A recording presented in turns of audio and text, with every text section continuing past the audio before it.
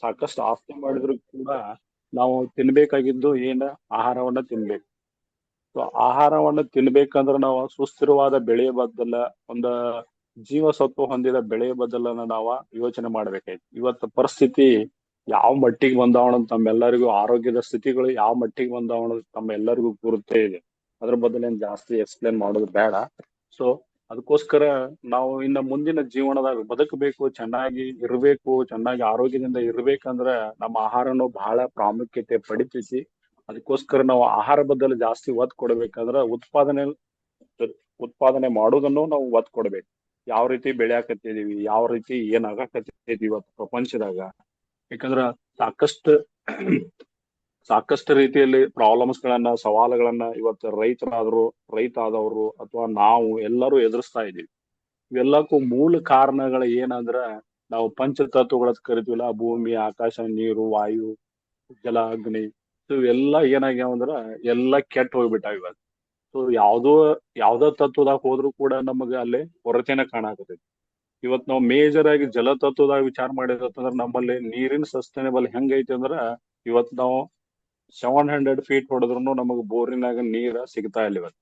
So ಅಷ್ಟು deep ದಾಗ ಹೋದಾಗ ಅಲ್ಲಿ ಸಿಕ್ತಂತ ನೀರಿನ TDS ಆಗಿರ್ಬೋದು ಅಥವಾ ಅದ್ರ pH ಲೆವೆಲ್ ಆಗಿರ್ಬೋದು ಬಹಳ ಅಡ್ಡ ಪರಿಣಾಮವಾಗಿ ನಮ್ಮ ದೇಹದ ಮೇಲೆ ಕಾಡ್ತಿರ್ತೈತಿ. ಅದೇ ರೀತಿ ಬೆಳೆಗಳ ಮೇಲೂ ಕಾಡ್ತಿರ್ತೈತಿ. ಸೊ ಹಿಂಗಾಗಿ ನಾವು ಏನ ಒಂದು ವಿಚಾರವಾಗಿ ನೋಡಿದ್ರ ನಮಗ ಏನ್ ಪ್ರಾಬ್ಲಮ್ಗಳು ಬರಾಕತ್ತಾವ, ನಾವು ಏನ್ ಎದುರಿಸಬೇಕಾಗೈತಿ, ಇನ್ನ ನಾವು ಏನ್ ಬದಲಾವಣೆ ಮಾಡ್ಬೇಕನ್ನೋ ಉದ್ದೇಶ ಇಟ್ಕೊಂಡ ನಮ್ಮ ಕಂಪನಿ ಇವತ್ತ ಒಳ್ಳೆ ಪ್ರಾಡಕ್ಟ್ ಗಳನ್ನ ಇವತ್ತ ಲಾಂಚ್ ಮಾಡೈತಿ. ಅದ ಡಿಎಕ್ಸನ್ ಅಗ್ರೋ ಸೊಲ್ಯೂಷನ್ ಅಂತೇಳಿ. ಸೊ ಅದಕ್ಕ ನಾ ಕಂಪನಿ ಬದಲು ಡೀಪ್ ಆಗಿ ಹೋಗೋದಕ್ಕಿಂತ the major strength of DX ಅಂತ ತಮ್ಮೆಲ್ಲರಿಗೂ ಗೊತ್ತೈತಿ. ಸೊ ಕಂಪನಿ ಸ್ಟೆಬಿಲಿಟಿ ಹೆಂಗೈತಿ, ಪ್ರಾಡಕ್ಟ್ ಸುಪೇರಿಟಿ ಹೆಂಗೈತಿ, ಮಾರ್ಕೆಟಿಂಗ್ ಪ್ಲಾನ್ ಹೆಂಗೈತಿ. ಸೊ ಇದೊಂದ ಈಗ ಆಲ್ರೆಡಿ ನಾವು ಡಿಎಕ್ಸನ್ ಪ್ರಾಡಕ್ಟ್ ಗಳಲ್ಲಿ ಎಲ್ಲಾ ಕ್ಯಾಟಗರಿ ಅದೀವಿ. ಈಗ ಅದ್ರ ಜೊತೆಗೆ ನಮ್ದು ಇವತ್ತ ಹೊಸದು ಡಿಎಕ್ಸನ್ ಬಯೋ ಫರ್ಟಿಲೈಸರ್ ಗಳನ್ನ ನಮ್ ಕಂಪನಿ ರೆಡಿ ಮಾಡಿಕೊಟ್ಟೈತಿ. ಸೊ ಅದಕ್ಕೋಸ್ಕರ ಇದು ಫರ್ಟಿಲೈಸರ್ ಅಂದ್ರೆ ಇದೊಂದು ಹೆಂಗ್ ಅದಾವ ಅಂದ್ರೆ ನಮ್ಮ ಪ್ರಾಡಕ್ಟ್ ಗಳು ಇದು ನಾವು ರೈತರಿಗೆ ಒಂದ್ ಪರಿಹಾರವನ್ನು ಕೊಡುವಂತ ಪ್ರಾಡಕ್ಟ್ ಗಳು ನಮ್ಮಲ್ಲಿ ಇವತ್ತ ಅದಾವ.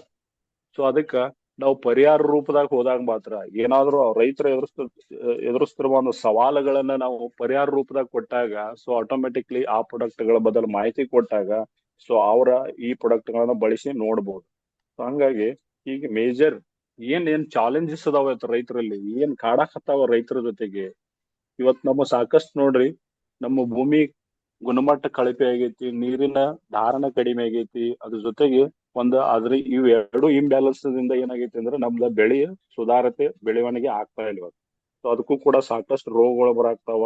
ಸೊ ಅದಕ್ಕೂ ಕೂಡ ಸಾಕಷ್ಟು ಅಂದ್ರೆ ರೋಗ ಪೀಡಿತ ಬೆಳೆಗಳನ್ನ ನಾವ್ ಇವತ್ತ ತಿನ್ನಾಕತ್ತೀವಿ. ಸೊ ಅದಕ್ಕೋಸ್ಕರ ನಾವು ಏನಾದ್ರೂ ಬದಲಾವಣೆ ಮಾಡ್ಬೇಕಾದ್ರ ಅವ್ರಿಗೊಂದು ಈ ರೀತಿ ಒಂದು ಪರಿಹಾರ ಐತಿ ನಮ್ಮಲ್ಲಿ, ಒಂದು ಅಗ್ರೋ ಪ್ರಾಡಕ್ಟ್ ಮುಖಾಂತರ ನಾವು ಪರಿಹಾರ ಕೊಡಬಹುದು ಅನ್ನೋದನ್ನ ನಾವು ಗುರುತಿಸಿದ್ರ ಸೊ ಅದು ಬೆಸ್ಟ್ ಪ್ರಾಡಕ್ಟ್ ಆಗಿ ನಮ್ಮ ಕಂಪನಿ ಒಳ್ಳೆ ಪ್ರಾಡಕ್ಟ್ ಗಳನ್ನ ತಯಾರು ಮಾಡಿ ಕೊಟ್ಟೈತಿ ಅಂತ ಹೇಳ್ಬೋದು. ಸೊ ಅದಕ್ಕ ಬಯೋ ಫರ್ಟಿಲೈಸರ್ ಅಂದ್ರೆ ಏನ ಜನರಿಗೆ ಒಂಥರ ಕನ್ಫ್ಯೂಷನ್ ಅದಾವ. ಸೊ ಬಯೋ ಫರ್ಟಿಲೈಸರ್ ಅಂದ್ರೆ ಏನ, ಆರ್ಗ್ಯಾನಿಕ್ ಫರ್ಟಿಲೈಸರ್ ಅಂದ್ರೆ ಏನ, ಮತ್ತ ಫರ್ಟಿಲೈಸರ್ ಅಂದ್ರೆ ಏನ, ಈ ತರ ಕನ್ಫ್ಯೂಷನ್. ನೀವು ಸಾಕಷ್ಟು ಫೀಲ್ಡ್ ದಾಗ ಹೋದವ್ರಿಗೆ ಅನುಭವ ಇರ್ಬೋದು. ಸೊ ನಾವು ಡಿಎಕ್ಸನ್ ಬಯೋ ಫರ್ಟಿಲೈಸರ್ ಅಂತ ಬಂದಾಗ ನಿಮ್ದು ಆರ್ಗ್ಯಾನಿಕ್ ಐತೇನ್ರಿ ಅಂತ ಹೇಳ್ತಾರೆ. ಸೊ ಆರ್ಗ್ಯಾನಿಕ್ ಅಂದ ತಕ್ಷಣ ಜನರಿಗೆ ಏನೊಂದು ಆತಂಕ ಐತಿ ಅಂದ್ರೆ ನಮ್ಮ ಬೆಳೆ ಬೆಳವಣಿಗೆ ಕುಂಠಿತ ಆಗ್ತೈತಿ, ನಮ್ಮಲ್ಲಿ ಇಳುವರಿ ಕುಂಠಿತ ಆಗ್ತಾವು ಅನ್ನೋದು. ಸೊ ಎಲ್ಲರಿಗೂ ಒಂದು ಆತಂಕ. ಯಾಕಂದ್ರೆ ಅವ್ರ ಸಮ್ ಚಾಲೆಂಜಸ್ ಅನ್ನ ಎದುರಿಸ್ತಿರ್ತಾರೆ ಇವತ್ತು. ಯಾಕಂದ್ರೆ ಅವ್ರ ಫೈನಾನ್ಸಿಯಲಿ ಏನೋ ಒಂದ್ ಸಾಲ ಮಾಡಿ ಬೆಳೆ ಮಾಡ್ತಿರ್ತಾರೆ ಸಾಕಷ್ಟು ಜನ. ಕೆಲವೊಬ್ರು ಅಫೋರ್ಡೆಬಲ್ ರೈತರು, ಅವ್ರ 100% ಹಣ ಹೊಂದಿದವರು, ಅವ್ರಿಗೆ ಆ ಪ್ರಾಬ್ಲಮ್ ಇರಂಗಿಲ್ಲ. ಮ್ಯಾಕ್ಸಿಮಮ್ ಆಫ್ ರೈತರಿಗೆ ಈಗ 3 ರಿಂದ 4 ಎಕರೆ ಇದ್ದವರು ಅಥವಾ 10 ಎಕರೆವರೆಗೆ ಇದ್ದವರು ಅವ್ರು ಸಾಕಷ್ಟು ಸ್ವಲ್ಪ ಸಾಲ ಮಾಡಿ ಬೆಳವಣಿಗೆ ಮಾಡ್ತಿರ್ತಾರೆ. ಸೊ ಅಂತವ್ರಿಗೆ ನಾವು ಸುಸ್ಥಿರವಾದ ಬೆಳೆಯನ್ನ ನಾವು ಕಳ್ಕೊತೀವಿಲ್ಲ ಅಂತ ಹೇಳಿ ನಾವು ಏನಾದ್ರೂ ಈ ಬಯೋ ಆರ್ಗ್ಯಾನಿಕ್ ಫರ್ಟಿಲೈಸರ್ ಅಥವಾ ಬಯೋ ಫರ್ಟಿಲೈಸರ್ ಬಳಸಿದ್ವಿ ಅಂದ್ರೆ ನಮ್ಮ ಬೆಳೆ ಇಳುವರಿ ಕಡಿಮೆ ಆತಂದ್ರೆ ನಮ್ದು ಫೈನಾನ್ಸಿಯಲ್ ಇಂಬ್ಯಾಲೆನ್ಸ್ ಆಗ್ತೈತೆ ಅನ್ನೋ ಒಂದು ಆತಂಕ ಕೂಡ ನಾವು ಇವತ್ತು ಅವರಲ್ಲಿ ಕಾಡ್ತೈತಿ. ಸೊ ಅದಕ್ಕೆ ನಾವು ಯಾವ ರೀತಿ ಅದನ್ನ ಪ್ಲಾನ್ ಮಾಡಿ ಅವರಿಗೆ ಇದನ್ನ ಮನವರಿಕೆ ಮಾಡಿ ಈ ಪ್ರಾಡಕ್ಟ್ ಗಳನ್ನ ಪರಿಚಯ ಮಾಡಬಹುದು ಅನ್ನೋದು ಕೂಡ ನಮಗ ಗುರುತಿರ್ಬೇಕಾಗ್ತದೆ. ಸೊ ಅದಕ್ಕೆ ಮೇಜರ್ ನಾವು ಆರ್ಗ್ಯಾನಿಕ್ ಯಾವುದು, ಬಯೋ ಫರ್ಟಿಲೈಸರ್ ಯಾವುದು, ಮತ್ತೆ ಫರ್ಟಿಲೈಸರ್ ಯಾವ್ದು ಅನ್ನೋದು ಕೂಡ ನಮಗ ಸಂಪೂರ್ಣ ಮಾಹಿತಿ ಗುರುತಿರ್ಬೇಕು. ಸೊ ಇವತ್ತು ಕನ್ಫ್ಯೂಷನ್ ದಾಗ ಅಂದ್ರೆ ಆರ್ಗ್ಯಾನಿಕ್ ದಾಗ ಅಂದ್ರೆ ಹೆಂಗಿರ್ತಾವ ಅಂದ್ರೆ ಇವೆಲ್ಲ ಕೊಟ್ಟಿಗೆ ಗೊಬ್ಬರ, ಕೋಳಿ ಗೊಬ್ಬರ, ಕೃಪಾಮೃತ, ಜೀವಾಮೃತ, ಪಂಚಗವ್ಯ, ಗೋನಂದ ಜಲ, ದಶಪರ್ಣ ಕಷಾಯ, ಫಿಶ್ ಅಮಿನೋ ಆಸಿಡ್ ಅಂತ ಕರಿತೀವಿ, ಬಟರ್ ಮಿಲ್ಕ್ ಅಂತ ಕರಿತೀವಿ. ಸೊ ಇವೆಲ್ಲ ಕೆಲವೊಂದಿಷ್ಟು ಇಂಥ ಆರ್ಗ್ಯಾನಿಕ್ ಮ್ಯಾಟರ್. ಇದು ಪುರಾತನ ಕಾಲದಾಗ ಅಂದ್ರೆ ಈಗ ಒಂದು 60-70 ಇಯರ್ಸ್ ಬ್ಯಾಕ್ ಇವು ಜಾಸ್ತಿ ಯೂಸ್ ಮಾಡ್ತಿದ್ರು. ಸೊ ಅವಾಗ ಒಂದು ಬೆಸ್ಟ್ ಬೆಳೆ ನಮಗ ಫುಲ್ ಪವರ್ಫುಲ್ ಬೆಳೆ, 100% ತಿಂದ್ರೆ ಒಂದು ತಾಕತ್ ಬರುವಂತ ಬೆಳೆ ಅವತ್ತ ಇದ್ದು. ಯಾಕಂದ್ರೆ ಅದ ಬೆಳೆ ಬೆಳವಣಿಗೆ ಸ್ವಲ್ಪ ಕಡಿಮೆ ಇತ್ತು, ಅದ್ರ ಇಳುವರಿ ಕಡಿಮೆ ಬರ್ತಿತ್ತು, ಬಟ್ ನಮಗ ಪವರ್ಫುಲ್ ಬೆಳೆಗೆ ಸಿಗ್ತಿತ್ತು. ಬಟ್ ಟುಡೇ ಏನಾಗೈತೆ ಅಂದ್ರೆ ನಮ್ದ ಒಂದು ಜನಸಂಖ್ಯೆ ಹೆಚ್ಚಾಗಿದ್ರ ಪರಿಣಾಮವಾಗಿ ಏನಾಗೈತೆ ಅಂದ್ರ ಆಹಾರ ಕೊರತೆ ಬರಬಾರ್ದು ಅನ್ನೋ ಉದ್ದೇಶ ಇಟ್ಕೊಂಡು ನಾವ ಟೋಟಲಿ ಹೈಬ್ರಿಡೈಸೇಷನ್ ಬಂದಿವಿ. ಅದ್ರ ಜೊತೆ ಇನ್ನೂ ಏನ್ ಮಾಡಿದ್ವಿ ಅಂದ್ರ ಸಾಕಷ್ಟು ಕೆಮಿಕಲ್ ಗೊಬ್ಬರಗಳನ್ನ, ಸ್ಪೀಡ್ ಆಗಿ ಬೆಳೆಯುವಂತ ಗೊಬ್ಬರಗಳನ್ನ ನಾವು ಆದಷ್ಟು ಮಟ್ಟಿಗೆ ಬಳಸ್ತಾ ಬರ್ತಾ ಹೋದಿವಿ. ಸೊ ಇದರ ಅಡ್ಡ ಪರಿಣಾಮ ಇವತ್ತು ನಾವ ಎಲ್ಲರೂ ಕೂಡ ಎದುರಿಸ್ತಾ ಇದ್ದೀವಿ, ಒಂದು ಆರೋಗ್ಯ ದೃಷ್ಟಿಯಿಂದ, ಒಂದು ಹಣಕಾಸಿನ ದೃಷ್ಟಿಯಿಂದ. ಸೊ ಇವೆಲ್ಲ ನಾವು ಎದುರಿಸ್ತಾ ಇದ್ವಿ. ಸೊ ಈಗ ನಾವ್ ಇನ್ನೂ ಏನಾದ್ರೂ ಬದಲಾವಣೆ ಮಾಡ್ಲಿಲ್ಲ ಅಂದ್ರ ಮುಂದಿನ ಸ್ಥಿತಿ ಯಾವ ರೀತಿ ಆಗ್ತೈತಪ್ಪ ಅಂತಂದ್ರ, ನಮ್ಮ ಹೆಸರಿಗೆ ಅಟ್ಟ ಉದಾಹರಣೆಗೆ ಮಾತ್ರ ನಂತು 4 ಎಕರೆ, 5 ಎಕರೆ, 10 ಎಕರೆ ಇರ್ತೈತಿ. ಬಟ್ ಅದ್ರ ಅಲ್ಲಿ ಏನೂ ನಾವು ಬೆಳೆ ತಕೊಳಕ ಸಾಧ್ಯತೆ ಇಲ್ಲುವಂತ ಪರಿಸ್ಥಿತಿ ಇವತ್ತ ಭಾರತದಾಗ ಐತಿ. ಯಾಕಂದ್ರ ಏನ್ ಒಂದ್ ಗೋರ್ಮೆಂಟ್ ಡಿಪಾರ್ಟ್ಮೆಂಟ್, ಅಗ್ರಿಕಲ್ಚರ್ ಡಿಪಾರ್ಟ್ಮೆಂಟ್ ಒಂದು ರಿಪೋರ್ಟ್ ಏನ್ ಕೊಡಾಕತೈತಪ್ಪ ಅಂತಂದ್ರ, ಇವತ್ತ ಒಂದ್ ಸೆಟಲೈಟ್ ಮುಖಾಂತರ ಒಂದು PH ಲೆವೆಲ್ ಸರ್ವೆ ಮಾಡೋದಾಗಿರ್ಬೋದು, ಅಥವಾ ಇಸಿ ಹಂಗ್ ಚೆಕ್ ನೋಡಿದ್ರ ಅಥವಾ ಮಣ್ಣಿನ ಪರೀಕ್ಷೆ ಮಾಡಿದ ಒಂದು ಆಧಾರ ಮೇಲೆ ಅವ್ರ ಒಂದು ರಿಪೋರ್ಟ್ ಏನ್ ಕೊಡತ್ತಾರ ಅಂದ್ರ, ಒಂದು ನಮ್ದು ಎಂಟೈರ್ ಒಂದು ಬಾಗಲಕೋಟೆ ಡಿಸ್ಟಿಕ್ ದಾಗ ಬರೀ ಬದಾಮಿ ತಾಲೂಕಿನಾಗ ಒಂದು ಸ್ವಲ್ಪ ಪರ್ಸೆಂಟೇಜ್ ಮಾತ್ರ ಅಲ್ಲೇ ನಮ್ಗೆ PH ಲೆವೆಲ್ ಬ್ಯಾಲೆನ್ಸ್ ಇದ್ದಂತ ಒಂದು ಸಾಯಿಲ್ ಕಾಣ್ತೈತಿ. ಅಂತ ಪರಿಸ್ಥಿತಿ ಟೋಟಲ್ ಒಂದು ಬಾಗಲಕೋಟೆ ಡಿಸ್ಟಿಕ್ ಟೋಟಲ್ ಇಂಬ್ಯಾಲೆನ್ಸ್ ಐತಿ ಇವತ್ತು. ಸೊ ಅದನ್ನ ನಾನು ನಿಮಗೆ ನೆಕ್ಸ್ಟ್ ದಿನ ಬಂದಾಗ ತೋರಿಸ್ತೇನೆ, ಯಾವ ತರ ಡಯಾಗ್ರಾಮ್ ಐತಿ, ಇಸಿ ಯಾವ ತರ ಐತಿ, ನಮ್ಮಲ್ಲಿ ನ್ಯೂಟ್ರಿಷನ್ಸ್ ಕೊರತೆಗಳು ಯಾವ ತರ ಅದಾವ, ಯಾವ್ಯಾವ ಟೈಮ್ದಾಗ ಯಾವ್ಯಾವ ನ್ಯೂಟ್ರಿಷನ್ ಹಾಕಾಕತ್ತಾರ ಜನ. ಸೊ ಅದಕ್ಕ ಇವೆಲ್ಲ ಏನ್ ಬದಲಾವಣೆ ಆಗಾಕತ್ತಾವ ಅನ್ನೋದು ಕೂಡ ನಾವು ಗಮನಿಸಬೇಕಾಗಿತ್ತು. ಸೊ ಅದಕ್ಕ ಮೇಜರ್ ಏನಂದ್ರ ಈ ಒಂದು ಪರಿಹಾರ ರೂಪದಾಗ ನಮ್ಮ ಪ್ರಾಡಕ್ಟ್ ಗಳನ್ನ ನಾವು ಕೊಡಬೇಕಾಗಿತ್ತು. ಅದಕ್ಕ ಅಂತ ಪ್ರಾಡಕ್ಟ್ ಗಳನ್ನ ನಮಗ DXN ಕಂಪನಿ ಒಂದು ಬೆಸ್ಟ್ ಪ್ರಾಡಕ್ಟ್ ಆಗಿ ಒಂದು ಪರಿಹಾರ ರೂಪದಾಗ ಈಗ ಏನ್ ಅವಶ್ಯಕತೆ ಐತಿ ಅವ್ರಿಗೆ.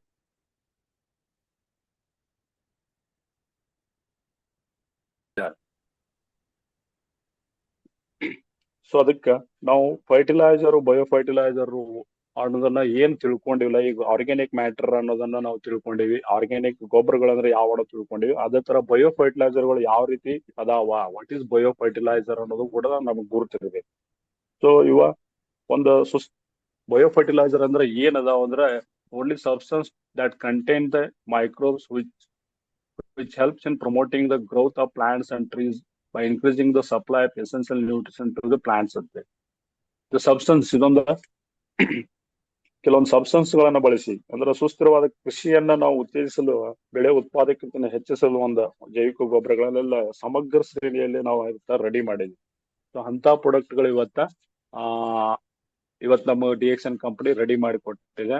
ಅದಕ್ಕೆ ಬಯೋ ಫರ್ಟಿಲೈಸರ್ಗೂ ಏನ್ ವ್ಯತ್ಯಾಸ ಐತೆ ಅನ್ನೋದು ಕೂಡ ನಮಗ ಗುರುತಿರ್ಬೇಕು.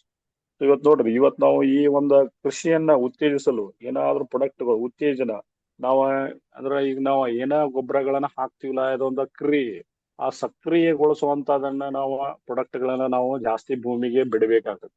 ನಾವ್ ಮನುಷ್ಯರ್ ಹೆಂಗ್ ಊಟ ಮಾಡ್ತೀವಿ, ಊಟ ಮಾಡಿದನ್ನ ಕರಗಿಸ್ಬೇಕಾದ್ರೆ ಹೆಂಗ್ ನಮ್ ಗಡ್ಸದಾಗ ಬ್ಯಾಕ್ಟೀರಿಯಾಗಳ ಅವಶ್ಯಕತೆ ಅದಾವಲ್ಲ, ಹಂಗ ಭೂಮಿಯಾಗೂ ಕೂಡ ಜೀವಾಣುಗಳ ಅವಶ್ಯಕತೆ ಬಹಳ ಇರ್ತಾವ.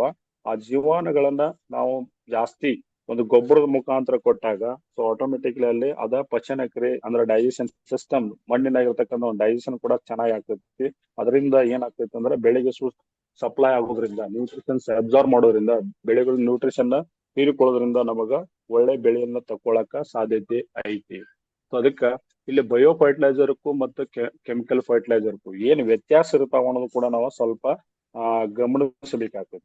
ಸೊ ಇದರ ಪ್ರಯೋಜನಗಳು ಹೆಂಗಿರ್ತಾವ, ಜೈವಿಕ ಗೊಬ್ಬರಗಳ ಪ್ರಯೋಜನಗಳು ಇವೆಲ್ಲ ನೈಸರ್ಗಿಕ ಮತ್ತು ಸಾವಯವ ಪದಾರ್ಥಗಳಿಂದ ಇವನ್ನ ತಯಾರು ಮಾಡಿರ್ತಾರ. ಮತ್ತ ಪ್ರಯೋಜನಕಾರಿ ಸೂಕ್ಷ್ಮಾಣು ಜೀವಿಗಳು, ಈಗ ಭೂಮಿಯಾಗ ಬೇಕಾದಂತ ಪ್ರಯೋಜನಕಾರಿ ಸೂಕ್ಷ್ಮಾಣು ಜೀವಾಣುಗಳು ಬೇಕಾಗಿರ್ತಾವ.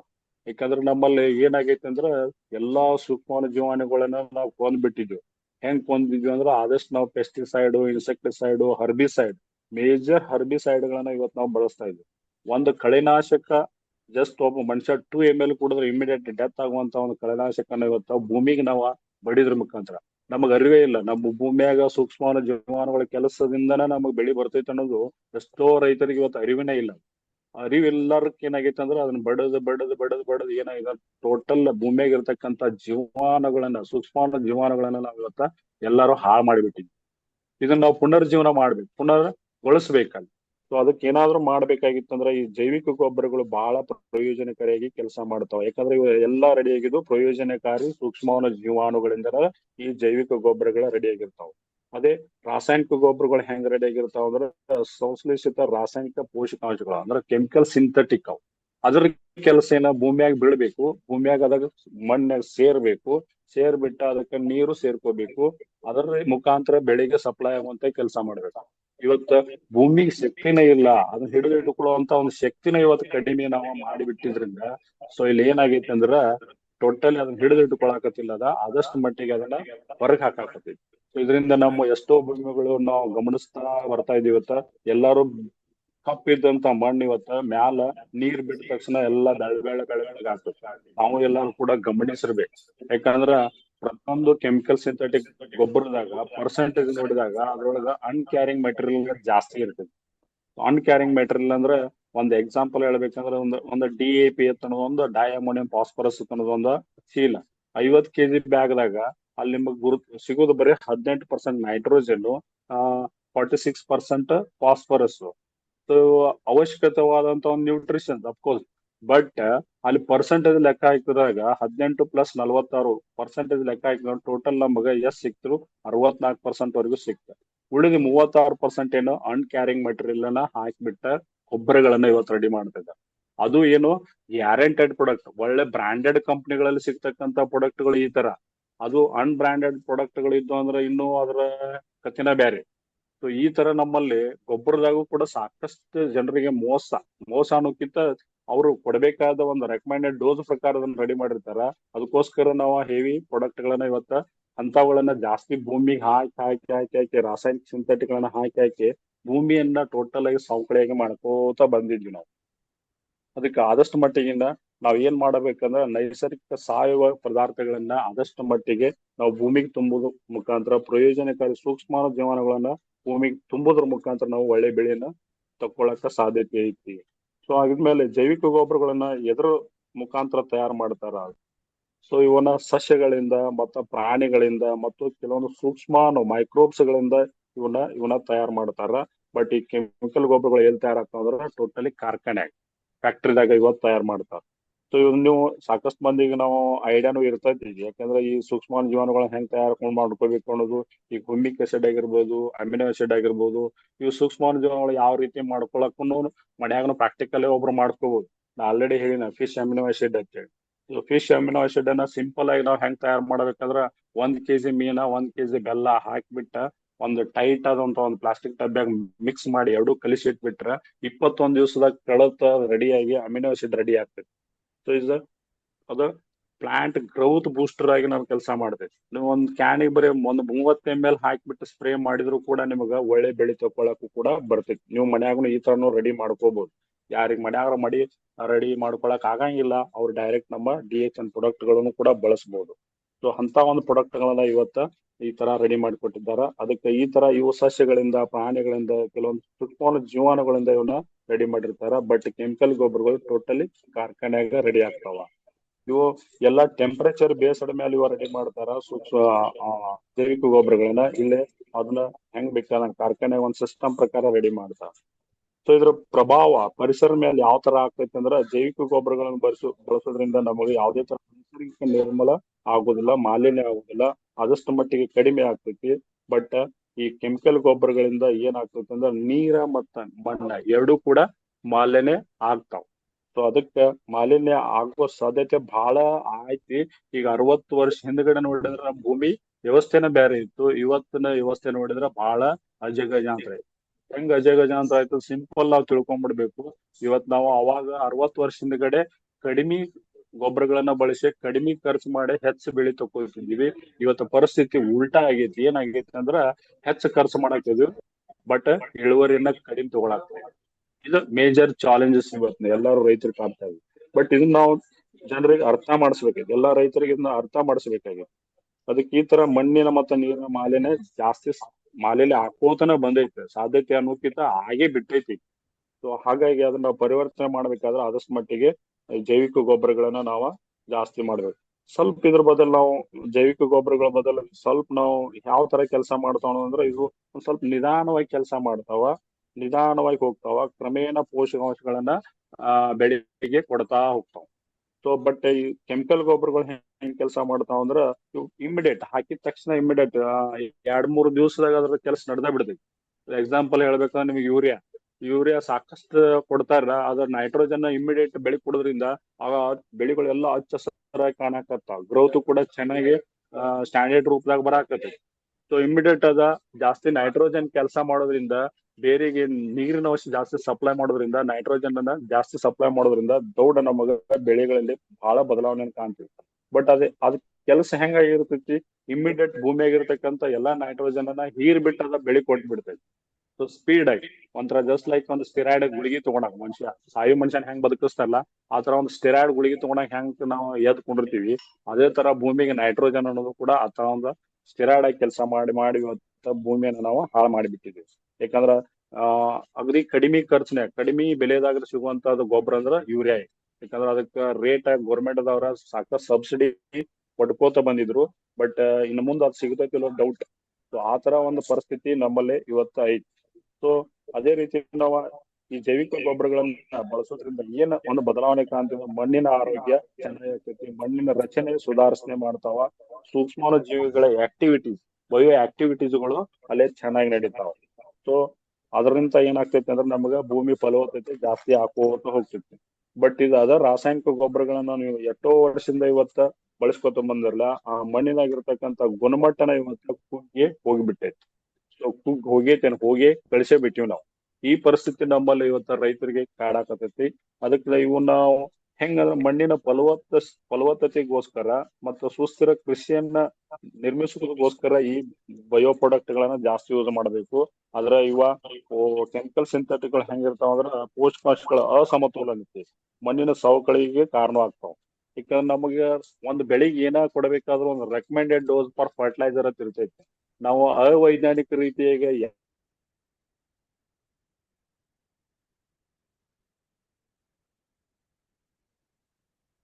ಅದ ಸೇಮ್ ಫಾರ್ಮುಲಾನ ನಾವು ಇಲ್ಲಿ ಯೂಸ್ ಮಾಡ್ತೀವಿ. ಬಿಕಾಸ್ ಅಲ್ಲಿ ಮಣ್ಣಿನ ರಸಸಾರದ ಮೇಲೆ ಡಿಪೆಂಡ್ ಇರ್ತೈತೆ. ಇವತ್ತು ಒಂದು ಅಸಿಡಿಕ್ ಮಣ್ಣಿತ್ತು, ಅಲ್ಕಲೈನ್ ಮಣ್ಣಿತ್ತು, ಅಲ್ಲೇ recommended dose for fertilizer different ಆಗಿ ಕ್ಯಾಲ್ಕುಲೇಟೆಡ್ ಆಗಾಗ್ತದೆ. ಯಾಕಂದ್ರೆ ಅದನ್ನು ಹೇಳ್ಬಿಡ್ತೀನಿ ಇವತ್ತ. ಸೊ ನಿಮ್ದು ಏನಾದ್ರೂ ಆ ಅಲ್ಕಲೈನ್ ಮಣ್ಣಿತ್ತು, ಕ್ಷಾರೀಯ ಮಣ್ಣಿತ್ತು ಅಂದ್ರೆ ಅಲ್ಲೇ ಸೊ ನಮಗ chemical dose recommended dose for fertilizer ಇರುತ್ತೆ, ಅದು ಕ್ಯಾಲ್ಕುಲೇಟೆಡ್ ಹೆಂಗ್ ಆಗ್ತದೆ ಅಂದ್ರೆ .33% ಮೇಲೆ ನಾವು ಕ್ಯಾಲ್ಕುಲೇಟೆಡ್ ಮಾಡಿ ಗೊಬ್ಬರಗಳನ್ನ ಹಾಕ್ಬೇಕು. ಅದೇ ನಮ್ಮಲ್ಲಿ ಎಸಿಡಿಕ್ ಮಣ್ಣು ಇತ್ತಂದ್ರ ಬಿಲೋ pH ಲೆವೆಲ್ ಅದ್ರ 6 to 7 ಇರ್ಬೇಕಾ ಆಲ್ಮೋಸ್ಟ್. ಬಟ್ ಬಿಲೋ 6 ಒಳಗಿತ್ತಂದ್ರ ಏನಾದ್ರು ಸೊ ಅಲ್ಲಿ ನಮ್ದ ಕ್ಯಾಲ್ಕುಲೇಟೆಡ್ 1.33 ವರೆಗೆ ನಾವು ಕ್ಯಾಲ್ಕುಲೇಟೆಡ್ ರೆಕಮೆಂಡೆಡ್ ಡೋಸ್ ಅನ್ನ ಫರ್ಟಿಲೈಸರ್ ಗಳನ್ನ ನಾವು ಹಾಕ್ಬೇಕಾಗ್ತದೆ. ಸೊ ಹಿಂಗ ಅದು ಕ್ಯಾಲ್ಕುಲೇಟೆಡ್ ಇರ್ತೈತಿ. ಸೊ ಇದನ್ನ ನಾವು ಯಾರು ನೋಡಂಗಿಲ್ಲ, ಯಾರು ಗಮನಿಸಲಾರ್ದ ಇವತ್ತು ಏನ್ ಮಾಡಾತಿದ್ವಿ ಅಂದ್ರೆ ಸಿಕ್ಕಾಪಡಿ ಒಬ್ರು ಬೆಳೆದಿದ್ದನ್ನ ಡೂಪ್ಲಿಕೇಟ್ ಮಾಡ್ತಾ ನಾವು ಹಾಕಿ ಅಲ್ಲಿ ಏನ್ ಅವಶ್ಯಕತೆ ಐತ್ಲಾ ಬೆಳಿಗ್ಗೆ ಆ ಭೂಮಿಗೆ ಅದನ್ನ ನಾವು ಹಾಕಂಗಿಲ್ಲ. ಇವತ್ತು ಎಂತ ಪರಿಸ್ಥಿತಿ ಬಂದೈತೆ ಅಂದ್ರ ಇವತ್ತು DAP ಆಗಿರ್ಬೋದು, MOP ಆಗಿರ್ಬೋದು, ಅಥವಾ ಮ್ಯಾಗ್ನೇಸಿಯಂ ಸಲ್ಫೇಟ್ ಆಗಿರ್ಬೋದು, ಈಗ ಹೆಂಗ್ ಮಾಡತ್ತಾರ ಅಂದ್ರೆ ಇವನ್ ಏನೋ ನಾಟಿಗೆ ಮಾಡೋಕ್ಕಿಂತ ಮುಂಚೆ ಭೂಮಿಯಾಗ ಅವ್ನ ಸೇರಿಸ್ಬಿಡ್ತಾರ. ಭೂಮಿಯಾಗನ ತಳಗೊಬ್ಬರ ಬೇಸಲ್ ಡೋಸ್ ಕೊಟ್ಬಿಡ್ತಾರ. ಇದೊಂಥರ ಅವೈಜ್ಞಾನಿಕ ರೀತಿಯಿಂದ ಕೊಡ್ತಕ್ಕಂತ ಒಂದ್ ಪದ್ಧತಿ ಅಂತ ಹೇಳ್ಬೋದು. ಯಾಕಂದ್ರ ಇಲ್ಲಿ ನಿಮ್ಮನ್ನ ಕೂಸುಟ್ಟಕ್ಕಿಂತ ಮುಂಚೆ ಕುಲಾಯಿ ಹೊಲಿಸ್ತಾರಲ್ಲ ಆ ಪದ್ಧತಿಯನ್ನ ಇವತ್ತು ಎಲ್ಲಾ ರೈತರು ಅನುಸರಿಸ್ಕೋತನ ಬಂದಾರ ಇವತ್ತು. ಸೊ ಹೆಂಗಾಗೈತೆ ಅಂದ್ರ ಆ ಇವತ್ ನೀವು ಅಲ್ಲಿ ರೂಟ್ಸ್ ಗಳನ್ನು ಡೆವಲಪ್ ಆಗಿರಂಗಿಲ್ಲ, ಆಲ್ರೆಡಿ ನೀವು ಎಲ್ಲ DAP ಕೊಡ್ತೀರಿ, ಮ್ಯಾಗ್ನೇಸಿಯಂ ಕೊಡ್ತೀರಿ. ಸೊ ಅದ್ರ ಜೊತೆಗೆ ಪೊಟ್ಯಾಶಿಯಂ ಕೆಲವೊಬ್ರು ಪೊಟ್ಯಾಶ್ ಕೊರತೆ ಆಗ್ತದೆ, ಪೊಟ್ಯಾಶಿಯಂ ಕೊಡ್ತಾರ. ಸೊ ಇವೆಲ್ಲ ರೂಟ್ ಬಿಟ್ಟಾಗ ಅದು ಅಬ್ಸಾರ್ಬ್ ಆಗ್ತದಲ್ಲ. ಸೊ ಅದಕ್ಕಿಂತ ಮುಂಚೆ ನಾವು ಸಿಕ್ಕಾಪಡಿ ಭೂಮಿಯಾಗನ ತುಂಬಿದೋದ್ರ ಸೊ ಭೂಮಿಗೆ ಅದ ಒತ್ತಡ ಆಗ್ತದೆ. ಭೂಮಿ ಅದನ್ನ ಕರಗಿಸಿ ಬೆಳಿ ಕೊಡ್ಬೇಕು. ಇಲ್ಲಿತ್ತಂದ್ರೆ ರೂಟ್ಗೆ ಸಪ್ಲೈ ಆಗಲ್ಲ, ಭೂಮಿಯಾಗ ಸ್ಟೋರ್ ಆಗಿ ಹೋಗ್ಬಿಡ್ತೈತಿ, ಇಲ್ಲಾಂದ್ರೆ ಆವಿಯಾಗಿ ಹೋಗ್ಬಿಡ್ತೈತಿ. ಸೊ ಅಲ್ಲಿ ಎಷ್ಟೋ ಹಣವನ್ನ ನಾವು ರೈತರ ಕಳ್ಕೊತಾ ಇದ್ದಾರೆ. ಅದನ್ನು ಕೂಡ ನಾವು ಬದಲಾವಣೆ ರೂಪದಾಗ ಈ ರೀತಿ ಹೇಳ್ಕೊಡ್ಬಹುದು. ಅದಕ್ಕೆ ನಾವು ಆದಷ್ಟು ಮಟ್ಟಿಗೆ ಜೈವಿಕ ಗೊಬ್ಬರಗಳನ್ನ ಬಳಸ್ತಾ ನಮ್ಮ ಖರ್ಚುಗಳು ಕಡಿಮೆ ಆಕೋತ ಹೋಗ್ತಾವ. ಬಟ್ ಇಲ್ಲಿ ಕೆಮಿಕಲ್ ಗೊಬ್ಬರಗಳನ್ನ ಬಳಸ್ತಾ ಹೋದ್ರಂದ್ರ ಆದಷ್ಟ ವೆಚ್ಚಗಳ ಹೆಚ್ಚಾಕೋತರ ಹೋಗ್ತಾವ. ಒಂದೇದಾಗ ಗೊಬ್ಬರಕ್ಕೆ ವೆಚ್ಚ, ಸೆಕೆಂಡ್ ನಿಮಗ್ ಬರ್ತಕ್ಕಂತ ರೋಗಗಳಿಗೆ ಅದಕ್ ವೆಚ್ಚ. ಬಟ್ ಅದ್ರ ಜೊತೆಗೆ ನಿಮ್ಗ ಈಲ್ಡ್ದಾಗೂ ಕೊರತೆ, ನಿಮ್ದ ಇಳುವರಿದಾಗೂ ಕೊರತೆ. ಈ ತರ ಕೊರತೆಯನ್ನ ನಾವು ಪ್ರತಿಯೊಬ್ರು ಇವತ್ತು ರೈತರ ಅನುಭವಿಸ್ತಿದ್ದಾರಲ್ಲ. ಸೊ ಅದನ್ನ ನಾವು ಒಂದು ಚಾಲೆಂಜ್ ರೀತಿಯಲ್ಲಿ ಬದಲಾವಣೆ ಮಾಡ್ಬೇಕಾದ್ರೆ ಜೈವಿಕ ಗೊಬ್ಬರಗಳನ್ನ ನಾವು ಆದಷ್ಟ ಮಟ್ಟಿಗೆ ಬಳಸಬೇಕಾಗೈತಿ. ಸೊ ಯಾಕೆ ನಾವು ಜೈವಿಕ ಗೊಬ್ಬರಗಳನ್ನ ಬಳಸಬೇಕು ಅನ್ನೋದನ್ನ ಆಲ್ರೆಡಿ ನಿಮಗೆ ಹೇಳ್ಬಿಟ್ಟಿನಿ. ಇನ್ನೂ ಹೇಳ್ಬೇಕಂದ್ರ ಇವತ್ತ ಆಧುನಿಕ ಕೃಷಿ ಸವಾಲುಗಳು ಏನ್ ಎದುರಿಸಾಕತಿ ಅಂದ್ರ ಅತಿಯಾದ ನೀರಾವರಿ. ನಮಗ್ ನೀರ್ ಐತೆ ಸಿಕ್ಕಾಪಡಿ ನೀರು ಬಿಡುದು ಮತ್ತು ಅತಿಯಾದ ರಾಸಾಯನಿಕ ಗೊಬ್ಬರಗಳ ಬಳಕೆಯಿಂದ ಏನಾಗೈತೆ ಅಂದ್ರ ಪೋಷಕಾಂಶಗಳ ಸವಕಳಿಯಾಗಿ ಹೋಗ್ಬಿಟ್ಟಾವ. ಸವ ಪೋಷಕಾಂಶಗಳು ಸವಕಳಿಯಾಗಿ ಹೋಗ್ಬಿಟ್ಟ. ಇವತ್ತು ಆಧುನಿಕ ಕೃಷಿ ಪದ್ಧತಿ ಏನ್ ಎದುರಿಸಾಕತಿಪ್ಪ ಅಂತಂದ್ರ ಪೋಷಕಾಂಶಗಳನ್ನ ರೀಬಿಲ್ಡ್ ಮಾಡಾಕ ಇವತ್ತ ಆಗ್ತಾ ಇಲ್ಲ. ಸೊ ಅದಕ್ಕೋಸ್ಕರ ಈ ಒಂದು ಜೈವಿಕ ಗೊಬ್ಬರಗಳನ್ನ ನಾವು ಆದಷ್ಟು ಮಟ್ಟಿಗೆ ಬಳಸಿದ್ವಿ ಅಂದ್ರ ನಾವ ಮತ್ತೆ ಆ ಪೋಷಕಾಂಶಗಳನ್ನ ಲಭ್ಯತೆಯನ್ನ ಜಾಸ್ತಿ ಮಾಡಕ ಸಾಧ್ಯತೆ ಐತಿ. ಅದಕ್ಕೆ ಇಲ್ಲಿ ಏನ್ ಚಾಲೆಂಜ್ ಐತಪ್ಪ ಅಂತಂದ್ರ ಮೊದಲ ನಮ್ಗ ಯಾವ ಬೆಳಿಗೆ ಯಾವ ಟೈಮ್ದಾಗ ನೀರ್ ಬಿಡಬೇಕನ್ನೋ ಅರಿವು ಕೂಡ ಗುರುತಿರ್ಬೇಕು. ಎಷ್ಟ್ ಪ್ರಮಾಣದಾಗ ಬಿಡಬೇಕು, ಎಷ್ಟ್ ಹನಿ ನೀರಾವರಿ ಇದ್ರೆ ಯಾವ ತರ ಹೋಗ್ಬೇಕು, ಎಷ್ಟ್ ದಿವ್ಸಕ್ ಬಿಡಬೇಕು, ಅಥವಾ ಹೊಗಿ ನೀರ್ ಅಂತ ಕರಿತಾರಲ್ಲ ಅದನ್ನ ಎಷ್ಟ್ ದಿವ್ಸಕ್ ಬಿಡಬೇಕು. ಈ ತರ ಎಲ್ಲಾ ತರ ಐಡಿಯಾ ಕೊಡ್ಬೇಕಾಗ್ತೈತಿ. ಮುಂದ್ ಅದೇ ತರ ರಾಸಾಯನಿಕ ಗೊಬ್ಬರಗಳನ್ನ ಬಳಸೋದಾದ್ರ ನಾವು ಎಷ್ಟು ಪರ್ಸೆಂಟೇಜ್ ಹೆಂಗ್ ಕೆಲಸ ಮಾಡ್ತಾವ ಅನ್ನೋದು ನಮ್ಗೆ ಗುರುತಿರ್ಬೇಕು. ಇವತ್ ನಮ್ಮಲ್ಲಿ ಟೈಪ್ಸ್ ಆಫ್ ಗೊಬ್ಬರಗಳು ಅದಾವ. ವಾಟರ್ ಸಾಲ್ಯುಬಲ್ ಗೊಬ್ಬರ ಬೇರೆ, ಈ ಕಾಳು ಗೊಬ್ಬರಗಳು ಬೇರೆ. ಈ ಕಾಳು ಗೊಬ್ಬರಗಳು ನೀವು ಭೂಮಿಗೆ ಹೋಗದಾಗ ಅಲ್ಲಿ ನಮಗ ಮೋರ್ ದೆನ್ ಅದ ನ್ಯೂಟ್ರಿಷನ್ ಅಬ್ಸಾರ್ಪ್ಷನ್ 8% ಆಗ್ತದ್ರ ಬರೀ 30 to 50%. ಆಲ್ರೆಡಿ ನಮಗ ಗೊಬ್ಬರದಾಗನ 60% ಅಟ ಇರ್ತೈತಿ. ಅದ್ರೊಳಗ ಮತ್ ನಮಗ 30 to 50% ಮಾತ್ರ ಕೆಲಸ ಈ ಭೂಮಿಯಾಗ ಕೆಲಸ ನಡಿತೈತಿ. ಅದ ನಾವು ವಾಟರ್ ಸಾಲಿ ಗೊಬ್ಬರಗಳನ್ನ ಯೂಸ್ ಮಾಡಿದ್ವಿ ಅಂದ್ರ ಅಲ್ಲಿ 80 to 90% ಭೂಮಿಗೆ ಬೆಳೆಗೆ ತಗೋತೈತಿ. ಅದೇ ತರ ನಾವು ಒಂದು ಪಾಲಿಯರ್ ಸ್ಪ್ರೇ ಮಾಡೋದ್ರ ಮುಖಾಂತರ 95% ಬೆಳೆಗಳು ತಗೋತಿರ್ತಾವ. ಸೊ ಅದನ್ನ ನಾವು ಯಾವ ರೀತಿ ಅವರಿಗೆ ಕೊಡಬೇಕು ಹೇಳ್ಬೇಕು ಅನ್ನೋದು ನಮಗ ಗುರುತಿರ್ಬೇಕಾಗ್ತದೆ. ಸೊ ಅದಕ್ಕೆ ಯಾವ್ದ್ ಸರಿಯಾದ ರೀತಿ ಮಾರ್ಗ ಐತಿ ಅನ್ನೋದು ಕೂಡ ತೋರಿಸ್ಕೊಡ್ಬೇಕಾಗ್ತದೆ. ಸೊ ಈಗ ಏನಾಗೈತೆ ಅಂದ್ರೆ ಅತಿ ನೀರಾವರಿ, ಅತಿಯಾದ ರಾಸಾಯನಿಕ ಬಳಸೋದ್ರಿಂದ ಮಣ್ಣಾಗಿರ್ತಕ್ಕಂಥ ಒಂದು ಗುಣಮಟ್ಟ ಇವತ್ತ ಟೋಟಲ್ ಆಗಿ ಹೋಗಿಬಿಟ್ಟೈತಿ. ಆ ಗುಣಮಟ್ಟ ಪೂರ ಕುಗ್ಗಿ ಹೋಗಿಬಿಟ್ಟೈತಿ. ಅದರಿಂದ ಏನಾಗೈತೆ ಅಂದ್ರೆ ಪೋಷಕಾಂಶಗಳ ಲಭ್ಯತೆ, ಯಾಕಂದ್ರೆ ಮಣ್ಣಿಗೆ ಶಕ್ತಿ ಇಲ್ಲ. ಹೇಳ್ತಾರಲ್ಲ ರೋಗ ಬೇರೆ ರೋಗಿ ಬೇರೆ. ರೋಗಿಗಿನ ಶಕ್ತಿ ಇಲ್ಲ ಅಂದ್ರ ರೋಗ ಹೆಂಗ್ ಕಡಿಮೆ ಆಗ್ತೈತಿ ಅನ್ನೋ ಒಂದ್ ಹೆಂಗ್ ಆಧಾರ ಐತ್ಲ, ಅದೇ ತರ ನಮ್ಗ ಮಣ್ಣಾಗಿರ್ತಕ್ಕಂಥ ಒಂದು ಗುಣಮಟ್ಟನ ಇಲ್ಲ, ಮಣ್ಣಾಗಿರ್ತಕ್ಕಂಥ ಒಂದು ಬಲಾನ ಇಲ್ಲ, ಶಕ್ತಿನ ಇಲ್ಲ ಅಂದ್ರ ನೀವ್ ಏನ್ ಕೊಟ್ರು ಕೂಡ ಅಲ್ಲೇ ಆ ಬೆಳೆಗೆ ಲಭ್ಯತೆ ಆಗೋದು ಕಡಿಮೆ ಆಗ್ತೈತಿ. ಇದರಿಂದ ಏನಾಗ್ತೈತಿಪ್ಪ ಅಂತಂದ್ರ ಬೆಳೆಗಳಿಗೆ ಹಾನಿ ಆಗ್ತೈತಿ. ಅದರಿಂದ ಬೆಳೆಯ ಕಾರ್ಯಕ್ಷಮತೆನೂ ಕೂಡ ಕಡಿಮೆ ಆಗ್ತೈತಿ. ಅದರಿಂದ ನಿಮಗ ಇಳುವರಿ ಕೂಡ ಕಡಿಮೆ ಆಗ್ತೈತಿ. ಸೊ ಅದಕ್ಕೆ ನಾವು ಫಸ್ಟ್ ಏನ್ ಪ್ರಿಫರೆನ್ಸ್ ಕೊಡ್ಬೇಕಂದ್ರೆ ಮಣ್ಣಿಗೆ ಗುಣಮಟ್ಟವನ್ನ ಜಾಸ್ತಿ ಮಾಡೋದಕ್ಕೋಸ್ಕರ, ಮಣ್ಣಿಗೆ ಬಲ ಹೆಚ್ಚು ಶಕ್ತಿಯನ್ನ ತುಂಬುದ್ರ ಮುಖಾಂತರ ಅದನ್ನ ನಾವ ಹೆಚ್ಚು ಪ್ರಾಡಕ್ಟ್ ಗಳನ್ನ ಬಳಸೋದ್ರ ಮುಖಾಂತರ ನಾವು ಒಳ್ಳೆ ಬೆಳೆಯನ್ನ ತಕೊಳಕ ಬರ್ತೈತಿ. ಅದಕ್ಕೆ ನಮ್ದು ಡಿಎಕ್ಸನ್ ಪ್ರಾಡಕ್ಟ್ ಜೈವಿಕ ಗೊಬ್ಬರಗಳು ಏನೋ ಒಂದು ಭರವಸೆ ಕೊಡ್ತಾವ ಅಂದ್ರ ಸೊ ನಿಮಗ್ ಮಣ್ಣಾಗಿರ್ತಕ್ಕಂಥ ಪೋಷಕಾಂಶಗಳನ್ನ ಪುನಃ ತುಂಬಿಸಲು ಇವು ಸಹಾಯ ಮಾಡ್ತಾವ. ಅದ್ರ ಜೊತೆ ಜೈವಿಕ ಗೊಬ್ಬರಗಳು ನೈಸರ್ಗಿಕ ಮತ್ತು ಸುಸ್ಥಿರ ಪರ್ಯಾಯವಾಗಿ ನೀಡುತ್ತಾವ. ನಿಮಗ ಇವ್ ಹೆಂಗಂದ್ರ ಒಂದು ಆಲ್ಟರ್ನೇಟಿವ್ ಫರ್ಟಿಲೈಸರ್ ಅಂತ ಹೇಳ್ಬೋದು. ಈ ಕೆಮಿಕಲ್ ಫರ್ಟಿಲೈಸರ್ ಒಂದು ಆಲ್ಟರ್ನೇಟಿವ್ ಆಗಿ ಕೊಡ್ತಕ್ಕಂತ ಒಂದು ಗೊಬ್ಬರಗಳು ಅಂತ ಹೇಳ್ಬೋದು. ಇವೆಲ್ಲ ಹೆಂಗಿರ್ತಾವ ಅಂದ್ರೆ ಟೋಟಲಿ ನೈಸರ್ಗಿಕ ಗೊಬ್ಬರಗಳು ಇರ್ತಾವ. ಇದರಿಂದ ನಿಮಗ ಒಳ್ಳೆ ಗುಣಮಟ್ಟದ ಒಂದು ಬೆಳೆ ಇಳುವರಿನ ತಗೊಳಕ ಸಾಧ್ಯತೆ ಆಗ್ತೈತಿ. ಸೊ ಜೈವಿಕ ಗೊಬ್ಬರಗಳ ಪ್ರಯೋಜನಗಳು ಏನದಾವಪ್ಪ ಅಂದ್ರ ಮಣ್ಣಿನ ಫಲವತ್ತತೆಯನ್ನು ಸುಧಾರಣೆ ಮಾಡ್ತಾವ, ಉತ್ತಮ ಇಳುವರಿಗಾಗಿ ಹೆಚ್ಚು ಕೆಲಸ ಮಾಡ್ತಾವ, ಬಲವಾದ ಸಸ್ಯವನ್ನು ಅಭಿವೃದ್ಧಿಯನ್ನು ಪಡಿಸಲು ಇವ ಬೆಂಬಲವನ್ನ ಕೊಡ್ತಾವ. ಸೊ ಸಪೋರ್ಟ್ ಅನ್ನ ಕೊಡ್ತಾವ. ಹೆಂಗ್ ನಮ್ ಬಾಡಿ ಸಪೋರ್ಟಿಗೆ ನಮ್ಮ ಆರ್ಜಿದಲ್ಲಿ ಕೆಲಸ ಮಾಡ್ತಾವಲ್ಲ, ಅದೇ ತರ ಈ ಜೈವಿಕ ಗೊಬ್ಬರಗಳು ಬೆಳವಣಿಗೆಗೋಸ್ಕರ ಇವ ಸಪೋರ್ಟ್ ಆಗಿ ಕೆಲಸ ಮಾಡ್ತಾವ. ಸೊ ಅದಕ್ಕೆ ಬೆಸ್ಟ್ ಗೊಬ್ಬರ ನಮಗೆ ಕಂಪ್ನಿ ಇವತ್ತ ರೆಡಿ ಮಾಡಿ ಕೊಟ್ಟೈತಿ. ಅದಕ್ಕೆ ಆಲ್ರೆಡಿ ನಾವು 5 ಡಿಎಕ್ಸನ್ ಬಯೋ ಫರ್ಟಿಲೈಸರ್ ಅನ್ನೋದು ಹೇಳಿ ಬಿಟ್ಟಿದ್ವಿ. ಸೊ ಅದಕ್ಕೆ major DXN for bio fertiliser vision ಏನೈತಪ್ಪ ಅಂತಂದ್ರೆ ರೈತರ ಜೀವನದಲ್ಲಿ ಸಮೃದ್ಧಿಯನ್ನ ತರಬೇಕಂತೇಳಿ ಈ ಗೊಬ್ಬರಗಳನ್ನ ಇವತ್ತ ರೆಡಿ ಮಾಡಿಕೊಟ್ಟಿದ್ದಾರೆ. ಸೊ ಅದಕ್ಕೆ ಗ್ರಾಮೀಣ ಪ್ರದೇಶದ ನಮ್ಮ ಜಾಲವನ್ನ, ಸೊ ನಾವೇನಾದ್ರೂ ಬಿಸ್ನೆಸ್ ಓರಿಯೆಂಟೆಡ್ ಹೋದಿವಿ ಅಂದ್ರೆ ಸೊ ಅಲ್ಲೂ ಕೂಡ ರೈತರಿಗೆ ಜಾಸ್ತಿ ನಾವು ಪ್ರಾಡಕ್ಟ್ ಗಳನ್ನ ಕೊಡೋದ್ ಮುಖಾಂತರ ನಮ್ಮ ಜಾಲವನ್ನ, ನಮ್ಮ ನೆಟ್ವರ್ಕ್ ಅನ್ನ ಬಿಲ್ಡ್ ಮಾಡ್ಕೊಳ್ಳಕ್ಕೂ ಕೂಡ ಸಪೋರ್ಟ್ ಆಗಿ ಆಗುವಂತದ್ದು ಐತಿ. ಅದಕ್ಕೆ ಆದಷ್ಟು ಮಟ್ಟಿಗೆ ರಾಸಾಯನಿಕ ಗೊಬ್ಬರಗಳ ಮೇಲೆ ಅವಲಂಬಿತ ಏನ್ ಮಾಡಾಕತ್ತಾರಲ್ಲ ಅದನ್ನ ನಾವು ಆದಷ್ಟು ಮಟ್ಟಿಗೆ ಕಡಿಮೆ ಮಾಡೋದಕ್ಕೋಸ್ಕರ, ಕಡಿಮೆ ಮಾಡಬೇಕು ಅನ್ನೋ ಉದ್ದೇಶ ಇಟ್ಕೊಂಡು ನಾವು ಹೋಗ್ಬೇಕು ಅಷ್ಟೇ. ಸೊ ಅಂದಾಗ ಮಾತ್ರ ಅದ ವರ್ಕ್ ಆಗ್ತೈತಿ. ಅದಕ್ಕೆ ರಾಸಾಯನಿಕ ಗೊಬ್ಬರಗಳ ಅವಲಂಬಿತ ಈಗ ನಾವು ಯಾಕಂದ್ರ ನೋಡ್ರಿ ಇವತ್ತು ರಾಸಾಯನಿಕ ಗೊಬ್ಬರಗಳ ಬೆಲೆ ಯಾವ ತರ ಏರಾಗ್ತಾವ ಅನ್ನೋದು ಕೂಡ ಹಾಕೋರ್ ಗುರ್ತೈತಿ. ಸೊ ಅದನ್ನ ಅವಲಂಬಿತ ಜೀವನವನ್ನ ನಾವು ಕಡಿಮೆ ಮಾಡ್ಬೇಕಾಗ್ತಂದ್ರ ಈ ಜೈವಿಕ ಗೊಬ್ಬರಗಳು, ಈ ಪರ್ಯಾಯವಾದ ಗೊಬ್ಬರಗಳು ಅನ್ನೋದನ್ನ ತೋರಿಸಿ ಅವರಿಗೆ ಒಂದು ಭರವಸೆಯನ್ನು ಕೊಡೋದ್ರ ಮುಖಾಂತರ ನಾವ ಈ ಗೊಬ್ಬರಗಳನ್ನ ಪರಿಚಯ ಮಾಡಕ ಸಾಧ್ಯತೆ ಐತಿ. ಅದಕ್ಕ ಒಂದು ಸುಸ್ಥಿರವಾದ ಜೈವಿಕ ಗೊಬ್ಬರಗಳಿಂದ ಒಂದು ಸುಸ್ಥಿರ ಕೃಷಿಯನ್ನ ಯಾವ ತರ ಮಾಡ್ಬೇಕು ಅನ್ನೋದು ಕೂಡ ನಾವು ಗುರುತಿರ್ಬೇಕು. ಅದಕ್ಕೆ ಮಣ್ಣಿನ ಆರೋಗ್ಯವನ್ನ ನಾವು ಹೆಚ್ಚಿಸೋದ್ರ ಮುಖಾಂತರ, ಸೊ ಇಲ್ಲೇ ಎನ್ಹಾನ್ಸ್ ಸಾಯಿಲ್ ಹೆಲ್ತ್ ಅನ್ನ, ಮಣ್ಣಿನ ಆರೋಗ್ಯವನ್ನು ಹೆಚ್ಚಿಸೋದ್ರ ಮುಖಾಂತರ ಬೆಳೆಯ ಉತ್ಪಾದಕತೆ, ಎಲ್ಲರೂ ನೋಡೋದು ಇದೆ, ಬೆಳೆ ಉತ್ಪಾದಕತೆ ಎಷ್ಟು ಪ್ರಮಾಣದಾಗ ನಮ್ಗೆ ಹೆಚ್ಚಾಗ್ತೈತಿ ಅನ್ನೋದು. ಸೊ ಅದನ್ನ ನಾವು ಯಾವ ತರ ನಾವು ಬೆಳೆ ಉತ್ಪಾದನೆಯನ್ನ ಮಾಡಿ ಕೊಡಬಹುದು, ಅವ್ರಿಗೆ ಏನು ಭರವಸೆ ಕೊಡಬಹುದು ಅನ್ನೋದ್ರ ಮೇಲೆ ಇದು ಅವಲಂಬಿತ ಇರ್ತೈತಿ. ಅದಕ್ಕೆ ಯಾಕಂದ್ರ ಈಗ ನೀವು ಪ್ರತಿಯೊಬ್ರು ಹೇಳಕ್ ಹೋದಾಗ ನಮ್ದು ಎಷ್ಟು ಈಗ ನಮ್ದು ಆಲ್ರೆಡಿ 20 ಟನ್ ಬರ್ತೈತಿ, 40 ಟನ್ ಬರ್ತೈತಿ, 50 ಟನ್ ಬರ್ತೈತಿ ಹೇಳ್ತಾರ. ಬಟ್ ಅದನ್ನ ನಾವು 1% ವರೆಗೆ ನಾವು ಹೆಚ್ಚು ಮಾಡಿ ಕೊಡುವಂತ ಒಂದು ಸಿಸ್ಟಮ್ ಅನ್ನ ಕಲಿಬೇಕು. 1% ಆದ್ರೂ ಹೆಚ್ಚು ಮಾಡಿ ಕೊಡ್ಬೇಕಾದ್ರೆ ನಾವು ಯಾವ ತರ ಕ್ಯಾಲ್ಕುಲೇಟೆಡ್ ಈ ಪ್ರಾಡಕ್ಟ್ ಗಳನ್ನ ಬಳಸಬೇಕು, ಅದ್ರ ಜೊತೆ ರಾಸಾಯನಿಕ ಗೊಬ್ಬರಗಳನ್ನ ಯಾವ ತರ ಬಳಸಬೇಕು ಅನ್ನೋದು ಕೂಡ ನಾವು ಕ್ಯಾಲ್ಕುಲೇಟೆಡ್ಲೆ ಮಾಡಿ ಕೊಟ್ಟಿವ್ ಅಂದ್ರ ಸೊ ಒಳ್ಳೆ ಬೆಳೆ ತಕೊಳಕ ಸಾಧ್ಯತೆ ಐತಿ. ಸೊ ಅದಕ್ಕೆ ನಾವೊಂದ್ ಎಕ್ಸಾಂಪಲ್ ಹೇಳ್ಬೇಕಂದ್ರ ನಾ ಕೊಟ್ಟಿದ್ದೊಂದ್ ಒಂದ್ ಎಕ್ಸಾಂಪಲ್ ಹೇಳ್ಬೇಕಂದ್ರ, ಸೊ ನಾವೊಂದ್ ಅವ್ರ ರೈತರೊಬ್ರು ಚಾಲನೆ ಮಾಡಿದ್ರು. ನೀವು ಬರೀ ನಮಗ್ 30 ಕ್ವಿಂಟಲ್ ಅರಿಶಿನ ತೆಗೆದು ಕೊಡ್ರಿ ಸಾಕ್ರಿ ಅಂತ ಹೇಳಿ. ಸೊ ಅವ್ರಿಗೆ ಖರ್ಚು ಕೂಡ ಅವ್ರ ಇಲ್ಲಾಂದ್ರೆ 35,000 ಮಾಡ್ತಿದ್ರು ಪರ್ ಎಕರ್. ಬಟ್ ನಾವೊಂದ್ ರೆಕಮೆಂಡೆಡ್, ನಮ್ಮೊಂದ್ ರೆಕಮೆಂಡೆಡ್ ಮೇಲೆ ಏನ್ ಒಂದ್ ಕೆಲಸ ಅಂತಂದ್ರ, ನಾ ಬರೀ ಕೊಟ್ಟಿದ್ ಬರೀ 11,000 ರೂಪಾಯಿ ಪ್ರಾಡಕ್ಟ್ ನಾನು ಜೈವಿಕ ಗೊಬ್ಬರಗಳನ್ನ ಕೊಟ್ಟಿದ್ವಿ. ಅದ್ರ ಜೊತೆಗೆ ಇನ್ನೂ ಬೇರೆ ಬೇರೆ ಕೆಮಿಕಲ್ ಫರ್ಟಿಲೈಸರ್ ಹಿಂತಿಂತಾವ್ ಬಿಡ್ರಿ ಅಂತ ಹೇಳಿ ರೆಕಮೆಂಡ್ ಮಾಡಿದ್ದೀವಿ. ಸೊ ಅದ್ರ ಆಧಾರ ಮೇಲೆ ಇವತ್ತು ಅವ್ರ ಬೆಳೆ ಇಳುವರಿ ಎಷ್ಟು ಕುಯ್ತಂದ್ರ 36 ಕ್ವಿಂಟಲ್ ವರೆಗೂ ಕುಯ್ತು. 36 ಕ್ವಿಂಟಲ್ ಬೆಳೆಯನ್ನ ತಕೊಂಡ್ರು ಅವ್ರು. ಸೊ ಅದರಿಂದ ಅವ್ರಿಗೆ ಇನ್ಕಮ್ 5 ಲ್ಯಾಕ್ ವರೆಗೂ ಅರ್ನ್ ಬರೀ ಪರ್ ಎಕರ್ದಾಗ. ಸೊ ಹಂಗ ನಾವ್ ಮಾಡಕ್ ಪಾಸಿಬಿಲಿಟಿ ಈ ಒಂದು ಜೈವಿಕ ಗೊಬ್ಬರದೊಳಗ ಐತಿ ಅನ್ನೋದು ಮಾತ್ರ ಈ ಉದಾಹರಣೆಯಿಂದ ಹೇಳ್ಬೋದು ನಾವು. ಅದಕ್ಕ ನಾವು ಕೊಡೋ ಪದ್ಧತಿ ಆಗಿರ್ಬೋದು, ಇದನ್ನ ಹೇಳೋ ರೀತಿ ಆಗಿರ್ಬೋದು, ಅದ ಪ್ರತಿಯೊಬ್ಬರಿಗೂ ಗುರುತಿರ್ಬೇಕಾಗ್ತದೆ. ಅದಕ್ಕೆ ಇದ ಮೇಜರ್ ಪರಿಸರ ಸ್ನೇಹಿ ಕೃಷಿ ಮಾಡಾಕ ಇದ ಬಹಳ ಹೆಲ್ಪ್ಫುಲ್ ನಮಗ ಜೈವಿಕ ಗೊಬ್ಬರಗಳು ಮಾಡ್ತಾವ. ಅದಕ್ಕ ಡಿಎಕ್ಸನ್ ಜೈವಿಕ ಗೊಬ್ಬರಗಳನ್ನ ಯಾವ ರೀತಿ ಪರಿಚಯ ಮಾಡ್ಬೇಕು ಅನ್ನೋದು ಕೂಡ ನಮ್ಗೆ ಗುರುತು. ಇದು ಮೊದಲೇ ಫೋಕಸ್ ಮಾಡೋದು ಎದ್ರ ಮೇಲೆ ಅಂದ್ರ ಮಣ್ಣಿನ ಆರೋಗ್ಯದ ಮೇಲ ಮತ್ತ ಪೋಷಕಾಂಶಗಳ ಮೇಲೆ ಹೀರುವಿಕೆ ಮೇಲ ಕೇಂದ್ರೀಕರಣ ಮಾಡ್ತೈತಿ. ಸೊ ಮೇಜರ್ ಇವ ಎರಡು ಮೇಜರ್ ನಮಗ ಪ್ರಾಬ್ಲಮ್ಸ್ಗಳು, ಒಂದು ಮಣ್ಣಿನ ಆರೋಗ್ಯ, ಒಂದು ಪೋಷಕಾಂಶಗಳ ಹೀರಿಕೊಳ್ಳುವ ಒಂದು ಶಕ್ತಿಯನ್ನ ಹೆಚ್ಚು ಮಾಡೋದು.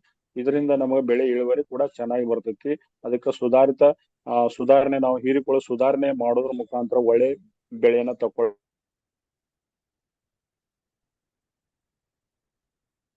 ಹೆಚ್ಚಿಸುವ ಒಂದು ಕ್ರಿಯೆಯನ್ನ ಮಾಡೋದ್ರ ಮುಖಾಂತರ ಬೆಳೆ ಇಳುವರಿನ ತಕ್ಕೋಬಹುದು. ಇವತ್ ನೋಡ್ರಿ ಸ್ವಲ್ಪ ಮಳೆಯ ಕೊರತೆ, ಅಸಮತೋಲನ ಐತಿ. ಈ ತಡ್ಕೊಳ್ಳೋ ಶಕ್ತಿ ಬೆಳಿಗಿತ್ತಂದ್ರ ಅದು ತಡ್ಕೊಂಡ್ ಬೆಳಿತೈತಿ. ಇಲ್ಲಾಂದ್ರೆ ಈಗ ನೋಡ್ರಿ ನಮ್ಮಲ್ಲ ಸರಿಯಾಗಿ ಮಳಿ ಆಗ್ತಾ ಇಲ್ಲ. ಇವತ್ ನಾವೊಂದು ಫೀಲ್ಡಿಗೆ ಹೋದಾಗ ಎಷ್ಟೋ ಬೆಳೆಗಳನ್ನ ಗಮನಿಸ್ತಾ ಹೋಗ್ತಾನೆ, ಅಲ್ಲಿ ಬೆಳೆ ಕುಂಠಿತ ಆಗ್ತೈತಿ. ಇವತ್ ನಿನ್ನೆ ಒಬ್ರು ಬೆಳಿಗ್ಗೆ ಸೈಡ್ ಒಬ್ರು ರೈತರು ಫೋನ್ ಮಾಡಿದ್ರು. ಸೊ ಹೆಂಗ್ ನಡೆದಿತ್ತಪ್ಪ ಅಂತಂದ್ರ, ಈಗ ನಾವ್ ಎಲ್ಲಾ ಬಲಿಷ್ಠಾಗಿ ಬೆಳೆದಿತ್ರಿ, ಫುಲ್ ಪವರ್ಫುಲ್ ಇದ್ದಿದ್ ಕಬ್ಬ ಈಗ ಒಂದ್ 15 ದಿವಸದಾಗ ಟೋಟಲ್ ಆಗಿ ಗ್ರೋಥ ಇಲ್ಲ, ಎಲಿಗಳು ಎಲ್ಲ ಒಣಗಾಕತ್ತಾವ. ಸೊ ಅದಕ್ಕೆ ಕಾರಣ ಏನಪ್ಪಾ ಅಂತಂದ್ರ ಒಣ್ಣೆದ ತೆಳಗ ಸಿಕ್ಕಾಪಡಿ ಗೊಬ್ಬರ ಹೋಗೋದ ಮೇಜರ್ ಆಗಿ ಅಲ್ಲಿ ಉರಿಮಲ್ಲಿಗೆ ಒಂದ ದೊಡ್ಡ ಕಾಟ್ ಆಗಿ ಜೇಕ ಉರಿಮಲ್ಲಿಗೆ ಅಂತೇಳಿ ಕಳಿನಾಶಕಗಳು ಹೇಳಾಕತ್ತಾವ. ಅದಕ್ಕೆ ಅವ್ರು ಸಿಕ್ಕಾಪಡಿ ಕಳೆನಾಶಕಗಳನ್ನ ಹೊಡೆದಾರ ಉರಿಮಲ್ಲಿಗೆ ಹೋಗೋ ಸಂಬಂಧ. ಸೊ ಅದರಿಂದ ಅದ್ರ ಒಂದು ಪೋಷಕಾಂಶ ಕೊರತೆ ಅದ್ರ ಆಗಾಕತ್ತಲ್ಲ, ಅದನ್ನ ಅವ್ರು ರೀಬಿಲ್ಡ್ ಮಾಡಿಲ್ಲ, ತುಂಬಲಿಲ್ಲ, ವಾಪಸ್ ತುಂಬಲಾರ್ಕದ ಬೆಳಿ ತಗೊಲಿಲ್ಲ. ಅದರಿಂದ ನೀರಿನ ಕೊರತೆ ಕೂಡ ಇವತ್ತು ಕಾಡಾಕತೈತಿ.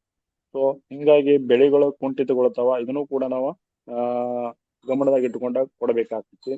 ಅದಕ್ಕ ಈ ಪ್ರಾಡಕ್ಟ್ಗಳು ಎಲ್ಲಾ ಬೆಳೆಗೂ ವೈವಿಧ್ಯಮಯ ಬೆಳೆ ಬೆಂಬಲವನ್ನ ಇವ ಎಲ್ಲಾ ಕೊಡ್ತಾವ. ಯಾವ ನೀವು ಧಾನ್ಯಗಳನ್ನು ಬೆಳಿಬಹುದು, ದ್ವಿದಳ ಧಾನ್ಯಗಳನ್ನು ಬೆಳಿಬಹುದು, ತರಕಾರಿ, ಹಣ್ಣುಗಳು, ಮತ್ತ ಲಾಂಗ್ ಟರ್ಮ್ ಕಬ್ಬ್ ಆಗಿರ್ಬೋದು, ಅರಿಶಿನ ಆಗಿರ್ಬೋದು, ಗೊಂಜಾಳ ಆಗಿರ್ಬೋದು, ಬೇಕಾದ ಬೆಳೆಗಳನ್ನು ನೀವು ಬೆಳ್ಕೊಳಕ ಇದರಿಂದ ಸಾಧ್ಯತೆ ಆಗ್ತೈತಿ. ಅದ್ರ ಜೊತೆಗೆ ಇದು ಇಂಪಾರ್ಟೆಂಟ್ ಏನ್ ಮಾಡ್ತೈತಿ ಅಂದ್ರೆ ಬೀಜಗಳನ್ನ ಸಕ್ರಿಯಗೊಳಿಸುವಂತ ಕೆಲಸ ಮಾಡ್ತೈತಿ. ಬೀಜವನ್ನು ಸಕ್ರಿಯ, ಈಗ ನೀವು ಎಕ್ಸಾಂಪಲ್ ಈಗ ಈ ಅರಿಶಿನ ತೆಗೆದು ಅದ್ರೊಳಗ ಕೆಲವೊಂದು ಬೀಜಗಳು ಬರ್ತಾವ. ಆ ಬೀಜಗಳನ್ನ ನಾವು ಆಕ್ಟಿವ್ ಮಾಡಿ ಇಟ್ಕೋಬೇಕಾಗ್ತದೆ. ಅಂತ ಕ್ರಿಯೆಯನ್ನ ಈ ಪ್ರಾಡಕ್ಟ್ ಗಳು ಬಳಸೋದ್ರ ಮುಖಾಂತರ ನಾವು ಮತ್ತ ಬೀಜಗಳನ್ನ ಮರು ಸಂಸ್ಕರಣೆ ಮಾಡೋದ್ರ ಮುಖಾಂತರ ನಾವು ಇಟ್ಕೋಬಹುದು. ಅದೇ ರೀತಿ ಮಣ್ಣಿನ ಕಂಡೀಷನಿಂಗ್ ಕೂಡ ಇದು ಹೆಚ್ಚು ಮಾಡಕ ಈ ಪ್ರಾಡಕ್ಟ್ ಗಳು ಉತ್ಪಾದನೆ ಮಾಡ್ತಾವ. ಅದ್ರ ಮಣ್ಣಿನ ಕಂಡೀಷನ್ ಮಾಡೋದ್ರ ಜೊತೆಗೆ ನೀರಿನ ಧಾರಣವನ್ನ ಮಣ್ಣಿನಾಗ 25% ವಾಟರ್, 25% ನೀರು, 45% ಆರ್ಗ್ಯಾನಿಕ್ ಎಲಿಮೆಂಟ್ಸ್, ಇನ್ನು 5% ಆರ್ಗ್ಯಾನಿಕ್ ಮ್ಯಾಟರ್ಸ್ ಇರ್ತದೆ. ಸೊ ಇದನ್ನ ಧಾರಣವನ್ನು ಮಾಡುವಂತ ಕೆಲಸ ಈ ಪ್ರಾಡಕ್ಟ್ ಗಳು ಎಲ್ಲ ಮಾಡ್ತಾವ ಒದಗಿಸ್ತಾವ ಅನ್ನೋದು ಕೂಡ ಹೇಳ್ಬೋದು. ಅದೇ ರೀತಿ ಇದ ಪರಿಸರ ಸ್ನೇಹಿ ವಿಧಾನಗಳೊಂದಿಗೆ ರೈತರನ್ನ ಸಬಲೀಕರಣಗೊಳಿಸಾಕ ಇದ ಬಹಳ ಸಹಕಾರಿ ಅದಾವ ಅನ್ನೋದು ಕೂಡ ಗಮನದಾಗ ಇಟ್ಕೊಂಡಿರ್ಬೇಕು. ಇದು ಪರಿಸರ ಸ್ನೇಹಿ ವಿಧಾನಗಳೊಂದಿಗೆ ಹೆಚ್ಚಿನ ಇಳುವರಿಯನ್ನ ಸಾಧನೆ ಮಾಡಾಕ ಇವು ಪ್ರಾಡಕ್ಟ್ಗಳು ಬಯೋ ಪ್ರಾಡಕ್ಟ್ಗಳು ಬಹಳ ಉಪಯೋಗಕಾರಿ ಅದಾವ. ಅದಕ್ಕ ಈ ಪ್ರಾಡಕ್ಟ್ ಗಳನ್ನ ನಾವು ಹಂತ ಹಂತವಾಗಿ ಯಾವ ರೀತಿ ಕೊಡಬೇಕು ಅನ್ನೋದು ಕೂಡ ನಮಗ ಗುರುತಿರ್ಬೇಕು. ಅದಕ್ಕೆ ಕಂಪನಿ ಏನ್ ಮಾಡಾಕೈತಿ ಅಂದ್ರ ಸಿಂಪಲ್ ಆಗಿ ಡಿವೈಡ್ ಮಾಡಿ ನಮಗ ಕೊಟ್ಟಿದ್ದಾರೆ. ಸೊ ಹೆಂಗ್ ಕೊಟ್ಟಿದ್ದಾರೆ ಅಂದ್ರೆ ಫೀಲ್ಡ್ ಪ್ರಿಪರೇಷನ್ ದಾಗ ಏನ್ ಮಾಡ್ಬೇಕು, ಆಫ್ಟರ್ ಫೀಲ್ಡ್ ಪ್ರಿಪರೇಷನ್ ಆದ್ರಿಂದ ಬೀಜ ಸಂಸ್ಕರಣೆಗಳನ್ನ ಸೀಡ್ ಟ್ರೀಟ್ಮೆಂಟ್ ಗಳನ್ನ ಹೆಂಗ್ ಮಾಡ್ಬೇಕು, ಮುಂದ್ ಜರ್ಮಿನೇಷನ್ ಸ್ಟೇಜ್ ದಾಗ ಯಾವ ಪ್ರಾಡಕ್ಟ್ ಗಳನ್ನ ಕೊಡಬೇಕು, ವೆಜಿಟೇಟಿವ್ ಗ್ರೋತ್ ಸ್ಟೇಜ್ ದಾಗ ಯಾವ ಕೊಡಬೇಕು, ಮುಂದೆ ಫ್ಲವರಿಂಗ್ ಅಂಡ್ ಫ್ರೂಟಿಂಗ್ ಸ್ಟೇಜ್ ದಾಗ ಯಾವ ರೀತಿ ಪ್ರಾಡಕ್ಟ್ ಗಳನ್ನ ಕೊಡಬೇಕು ಅನ್ನೋದು ಕೂಡ ಡಿವೈಡ್ ಮಾಡಿ ಕೊಟ್ಟಿದ್ದಾರೆ. ಸೊ ಆ ಹಂತದ ಪ್ರಕಾರ ನೀವು ಪ್ರಾಡಕ್ಟ್ ಗಳನ್ನ ಅಲ್ಲೇ ಕೊಡಬೇಕಾಗ್ತತಿ.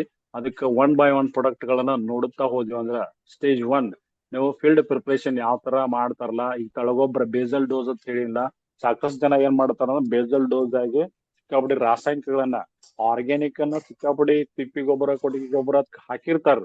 ಅದ್ರ ಜೊತೆಗೆ ಮತ್ತ ಮೇಲ್ಗಡೆ ಏನೋ ಒಂದು DAP ಹಾಕು ಇಲ್ಲ ಕಾಂಪ್ಲೆಕ್ಸ್ ಹಾಕು ಅಂತ ಹೇಳಿ ಹಾಕಿ ಭೂಮಿಯಾಗ ಹೋಗಿರ್ತಾರ. ಸೊ ಅದ್ರ ಬದಲಿ ನಮ್ಮ ಪ್ರಾಡಕ್ಟ್ ಗಳನ್ನ ಬಯೋ ಪ್ರಾಡಕ್ಟ್ ಗಳಾದಂತ ಹುಮಿಕ್ ಗ್ರಾನ್ಯುಲ್ಸ್ ಗಳನ್ನ ನಾವು ಬಳಸೋದ್ರ ಮುಖಾಂತರ ಅವ್ರಿಗೆ ಮಣ್ಣಾಗ ನಾವು ಕೊಡಾಕ ಸಾಧ್ಯತೆ ಐತಿ. ಇದು ಹುಮಿಕ್ ಗ್ರಾನ್ಯುಲ್ಸ್ ಅಂದ್ರೆ ಕಾಳ್ ರೂಪದಾಗ ಬರ್ತಕ್ಕಂಥ ಗೊಬ್ಬರ. ಇದು ಹೆಂಗ್ ಕೆಲಸ ಮಾಡ್ತೈತಿ ಅಂದ್ರ ನೀವು ಒಂದು ಭೂಮಿಯಾಗ ಒಗದ್ ಬಿಟ್ರಿ ಅಂದ್ರೆ ಇದು 4 months ವರೆಗೂ ಕೆಲಸ ಮಾಡ್ತೈತಿ. ಭೂಮಿಯಾಗ 4 ತಿಂಗಳವರೆಗೂ ಇದ್ರದ ಹಂತ ಹಂತವಾಗಿ ಇದ ರಿಲೀಸ್ ಮಾಡ್ತೈತಿ. ಅದ್ರ ಕೋಟೆಡ್ ಇರ್ತೈತಿ. ಈ ಕೋಟೆಡ್ ಗೊಬ್ಬರ ಆಟೋಮೆಟಿಕ್ ಒಂದ್ ನೀರಿಗೆ ಒಂದೊಂದು ಕೋಟೆಡ್ ಅನ್ನ ಬಿಟ್ಕೋತ ಹೋಗ್ತೈತಿ. ಹಂಗಾಗಿ ಇದು ಏನ್ ಮೇನ್ ಕೆಲಸ ಮಾಡ್ತೈತೆ, ಮಣ್ಣಿನ ರಚನೆಯನ್ನ ಮತ್ತ ಫಲವತ್ತತೆಯನ್ನ ಸುಧಾರಣೆ ಮಾಡಾಕ ಈ ಪ್ರಾಡಕ್ಟ್ ಬಹಳ ಉಪಯೋಗ ಐತಿ. ಅದಕ್ಕ ಮೇಜರ್ ಮಣ್ಣಿನ ಆರೋಗ್ಯ ಆಲ್ರೆಡಿ ಹೇಳಿದ ಮಣ್ಣಿನ ಆರೋಗ್ಯನ ಹಾಳಾಗೋಗಿತ್ತಲ್ಲ, ಮಣ್ಣಿನ ಆರೋಗ್ಯವನ್ನ ಸರಿ ಮಾಡ್ಬೇಕಾಗಿತ್ತು ಅಂದ್ರೆ ಈ ಪ್ರಾಡಕ್ಟ್ ಭೂಮಿ ಸಿದ್ಧತೆ ಏನ್ ಮಾಡ್ತಿರ್ತಾರಲ್ಲ ಅವಾಗ ನಾವು ಇದನ್ನ ಕೊಡ್ಬೋದು. ಮುಂದ ಅದ್ರ ಜೊತೆಗೆ ಇದನ್ನ ಹಾಕಿ ನಾವು ಬೆಳಿ ಮಾಡೋದ್ರಿಂದ ಸಸ್ಯಗಳಲ್ಲಿ ಚೈತನ್ಯವನ್ನ ಜಾಸ್ತಿ ಮಾಡಾಕ ಸುಧಾರಣೆ ಮಾಡಾಕ ಇದು ಪ್ರಾಡಕ್ಟ್ ಬಹಳ ಯೋಗ್ಯ ಐತಿ ಹುಮಿಕ್ ಗ್ರಾನ್ಯುಲ್ಸ್. ಇದನ್ನ ಒಂದ್ ಎಕರೆಗೆ 5 ರಿಂದ 6 kg ವರೆಗೆ ನಾವು ಬಳಸಬಹುದು. ಇದನ್ನ ಹಾಕೋದ್ರಿಂದ ಏನ್ ಪ್ರಯೋಜನ ಅದಾವ ಅಂದ್ರ ಮಣ್ಣಿನಾಗ ಪೋಷಕಾಂಶಗಳ ಪ್ರಮಾಣವನ್ನ ಇದ ಹೆಚ್ಚು ಮಾಡ್ತೈತಿ. ಸಸ್ಯಗಳಿಗೆ ಹೀರಿಕೊಳ್ಳೋ ಶಕ್ತಿಯನ್ನ ಇದ ಹೆಚ್ಚು ಮಾಡ್ತೈತಿ.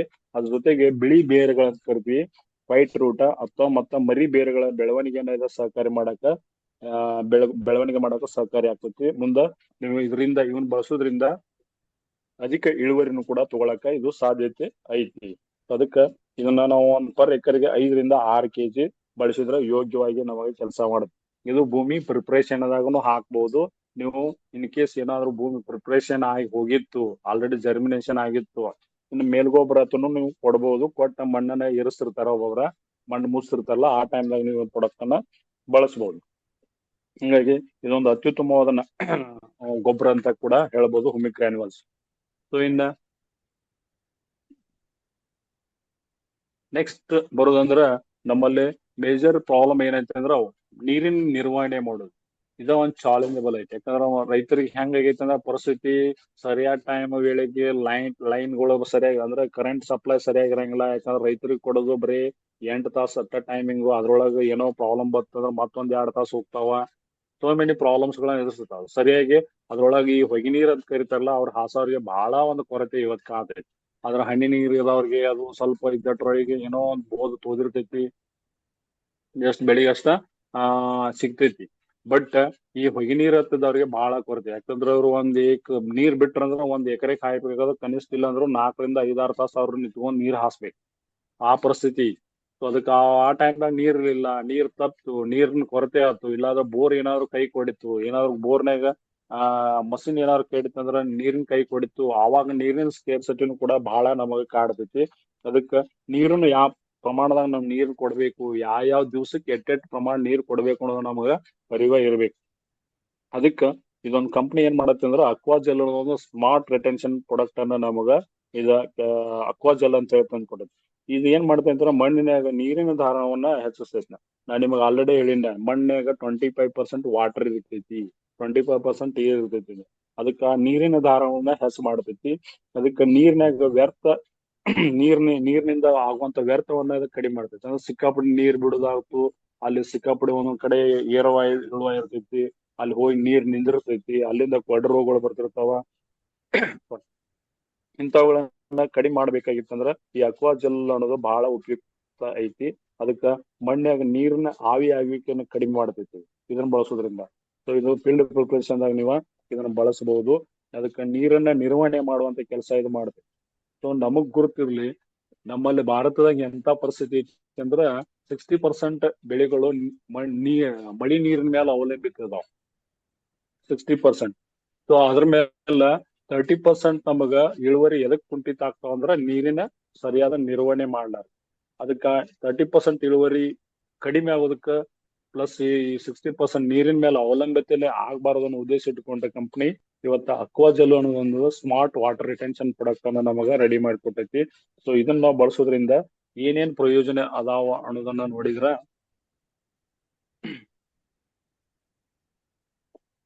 ಮಣ್ಣಿನ್ಯಾಗ ನೀರ್ ಹಿಡಿದಿಟ್ಕೊಳ್ಳುವ ಸಾಮರ್ಥ್ಯವನ್ನ ಈಗ ಸುಧಾರಣೆ ಮಾಡ್ತೈತಿ. ಮತ್ತ ಬರದ ಒತ್ತಡವನ್ನ, ಈಗ ನೋಡ್ರಿ ನಮ್ಮಲ್ಲಿ ಸ್ವಲ್ಪ ಮಳೆ ಆಗ್ಲಾರ್ಕ ಇವತ್ತು ಬರ ಕಾಣಾಕ್ತೈತಿ. ಅಟ್ಲೀಸ್ಟ್ ಇದೊಂದು ಭೂಮಿಯಾಗ ಇತ್ತಂದ್ರ ನೀವು ಯಾವ್ದೋ ಒಂದು ಟೈಮ್ದಾಗ ನೀರ್ ಇದ್ದಾಗ ನೀರನ್ನ ಅವೈಲೇಬಲ್ ಇದ್ದಾಗ ನೀವು ಕೊಟ್ಟಾಗ ಅದನ್ನ ಹಿಡಿದಿಟ್ಟುಕೊಳ್ಳುವಂತ ಶಕ್ತಿ ಅದ್ರಾಗ ಇರೋದ್ರಿಂದ ಸೊ ಆಟೋಮೆಟಿಕ್ಲಿ ನಮಗ 1 ನೀರು 2 ನೀರು 3 ನೀರು ತಪ್ಪಿದ್ರು, ಅಟ್ಲೀಸ್ಟ್ ನೀವು ಒಂದು ತಿಂಗಳು ತಪ್ಪಿದ್ರು ಬೆಳೆಗೆ ಸರಿಯಾದ ಒಂದು ನೀರನ್ನ ಸಪ್ಲೈ ಮಾಡೋದ್ರ ಮುಖಾಂತರ, ನೀರಿನ ತೇವಾಂಶವನ್ನ ಹೆಚ್ಚು ಮಾಡೋದ್ರ ಮುಖಾಂತರ ನಿರ್ವಹಣೆ ಮಾಡಕ ಇದು ಕರೆಕ್ಟ್ ಆಗಿ ಕೆಲಸ ಮಾಡ್ತೈತಿ. ಅದಕ್ಕೆ ನೀರಾವರಿ ಘಟನೆಗಳ ನಡುವಿನ ಸಮಯವನ್ನು ಕೂಡ ಹೆಚ್ಚಿಸ್ತೈತಿ. ಅಂದ್ರೆ ನಾವು ಒಂದು ನೀರಿನ ಬಿಟ್ರು, ನೀರನ್ನ ಹಾಸೋದು ಒಂದು ಗ್ಯಾಪ್ ಮಾಡಿ ನೆಕ್ಸ್ಟ್ ನೀರ್ ಬಿಟ್ರು ಕೂಡ ಕಂಟ್ರೋಲ್ ಮಾಡೋ ಶಕ್ತಿ ಈ ಅಕ್ವಾ ಜೆಲ್ ಐತಿ. ಅದಕ್ಕೆ ಇದನ್ನು ನೀವು ಯಾವಾಗ ಬಳಸ್ಬೇಕಂದ್ರ ಈ ಫೀಲ್ಡ್ ಪ್ರಿಪರೇಷನ್ ಇದನ್ನು ಕೂಡ ಭೂಮಿ ತಯಾರು ಮಾಡೋ ಟೈಮ್ದಾಗ ಅಟ್ಲೀಸ್ಟ್ 1-2 kg ನಾವು ಬಳಸಿದ್ರ ಚೆನ್ನಾಗಿರ್ತೈತಿ.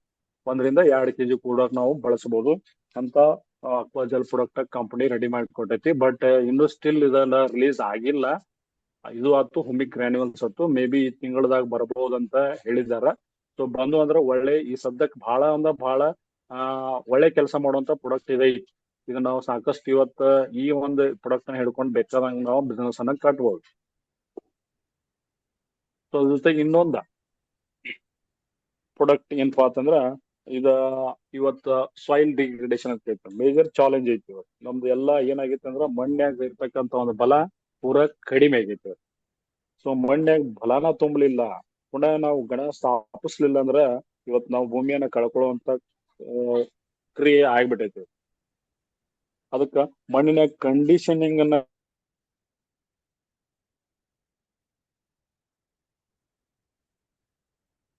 ಮಣ್ಣಿನಾಗ ಗೊಬ್ಬರದ ದಕ್ಷತೆಯನ್ನು ಹೆಚ್ಚಿಸುವಂತ ಒಂದು ಪ್ರಾಡಕ್ಟ್ ನಮಗ್ ಬೇಕಾಗಿತ್ತು.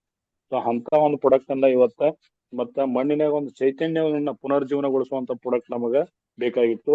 ಅಂತ ಒಂದು ಪ್ರಾಡಕ್ಟ್ ನಮಗೆ ಇವತ್ತ ಕಂಪನಿ ರೆಡಿ ಮಾಡಿಕೊಟ್ಟೈತಿ. ಅದ ಪೊಟ್ಯಾಸಿಯಂ ಹುಮೇಟ್ ಅಂತೇಳಿ.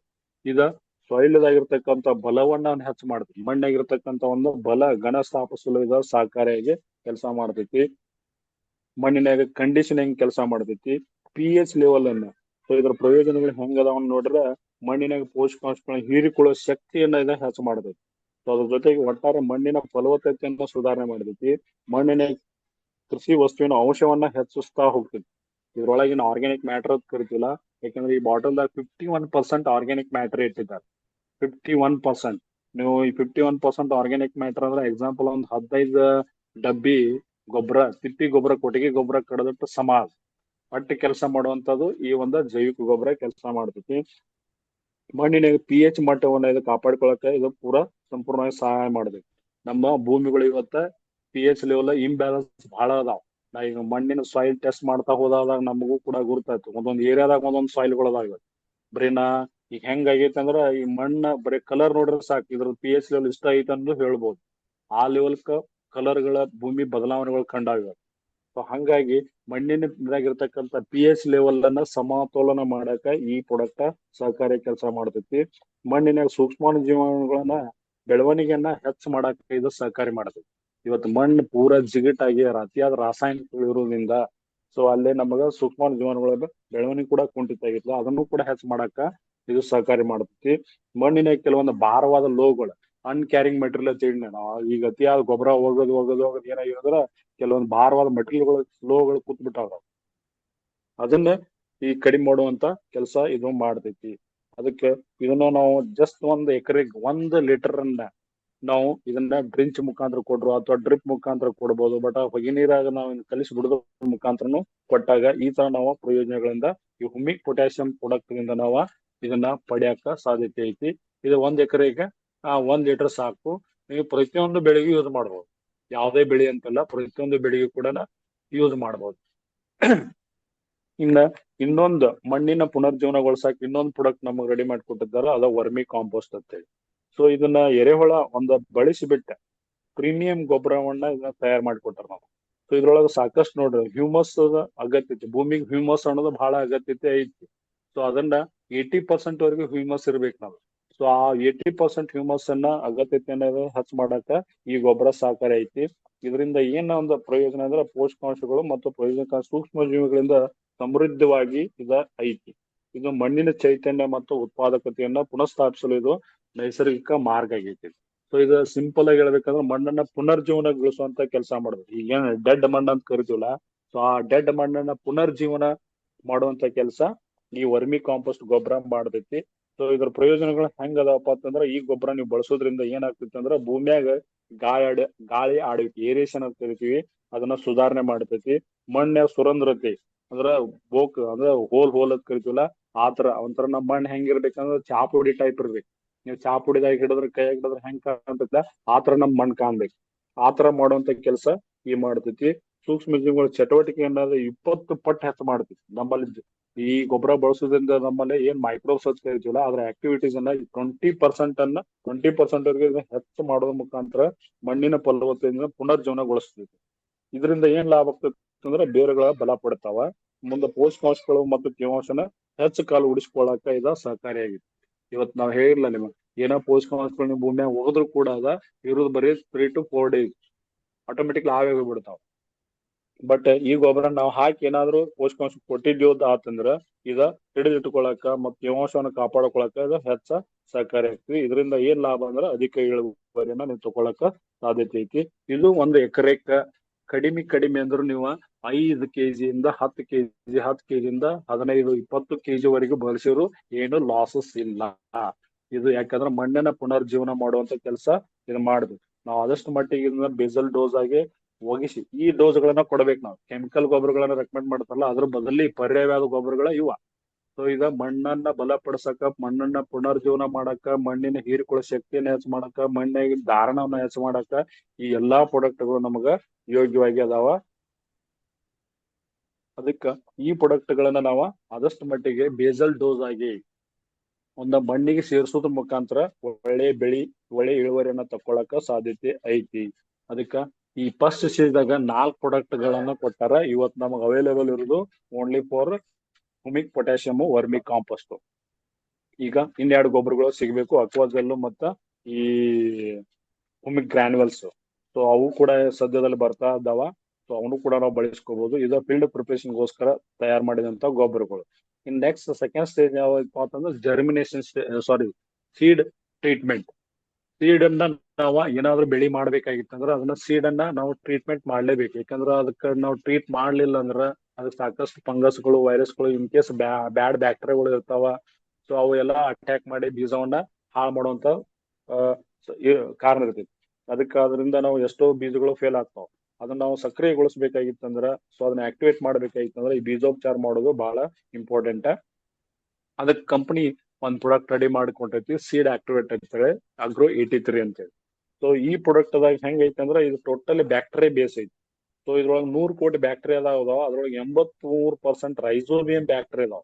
ಈ ರೈಸೋಬಿಯಂ ಬ್ಯಾಕ್ಟೀರಿಯಾ ಏನ್ ಮಾಡ್ತಾವ ಅಂದ್ರ ಇದು ನೈಟ್ರೋಜನ್ ಸಾರಜನಕವನ್ನ ಸ್ಥಿರಗೊಳಿಸುವುದು ಮತ್ತೆ ಬೀಜ ಮೊಳಕೆ ಹೊಡೆಯುವಂತೆ ಮತ್ತೆ ಬೆಳೆಯ ಉತ್ಪಾದಕತೆಯನ್ನ ಹೆಚ್ಚು ಮಾಡಾಕ ಈ ಪ್ರಾಡಕ್ಟ್ ಒಳ್ಳೆ ಉಪಯೋಗಕಾರಿ ಐತಿ. ಅದ್ರೊಳಗೆ ನೀವು ಸೆಲ್ಸ್ ಕೌಂಟ್ ಡಿಫ್ರೆಂಟ್ ಕಂಪ್ನಿಯಾಗ ಡಿಫ್ರೆಂಟ್ ಇದಾವ. ನಾವು ಅದನ್ನು ಕೂಡ ಗಮನಿಸ್ಬೇಕು.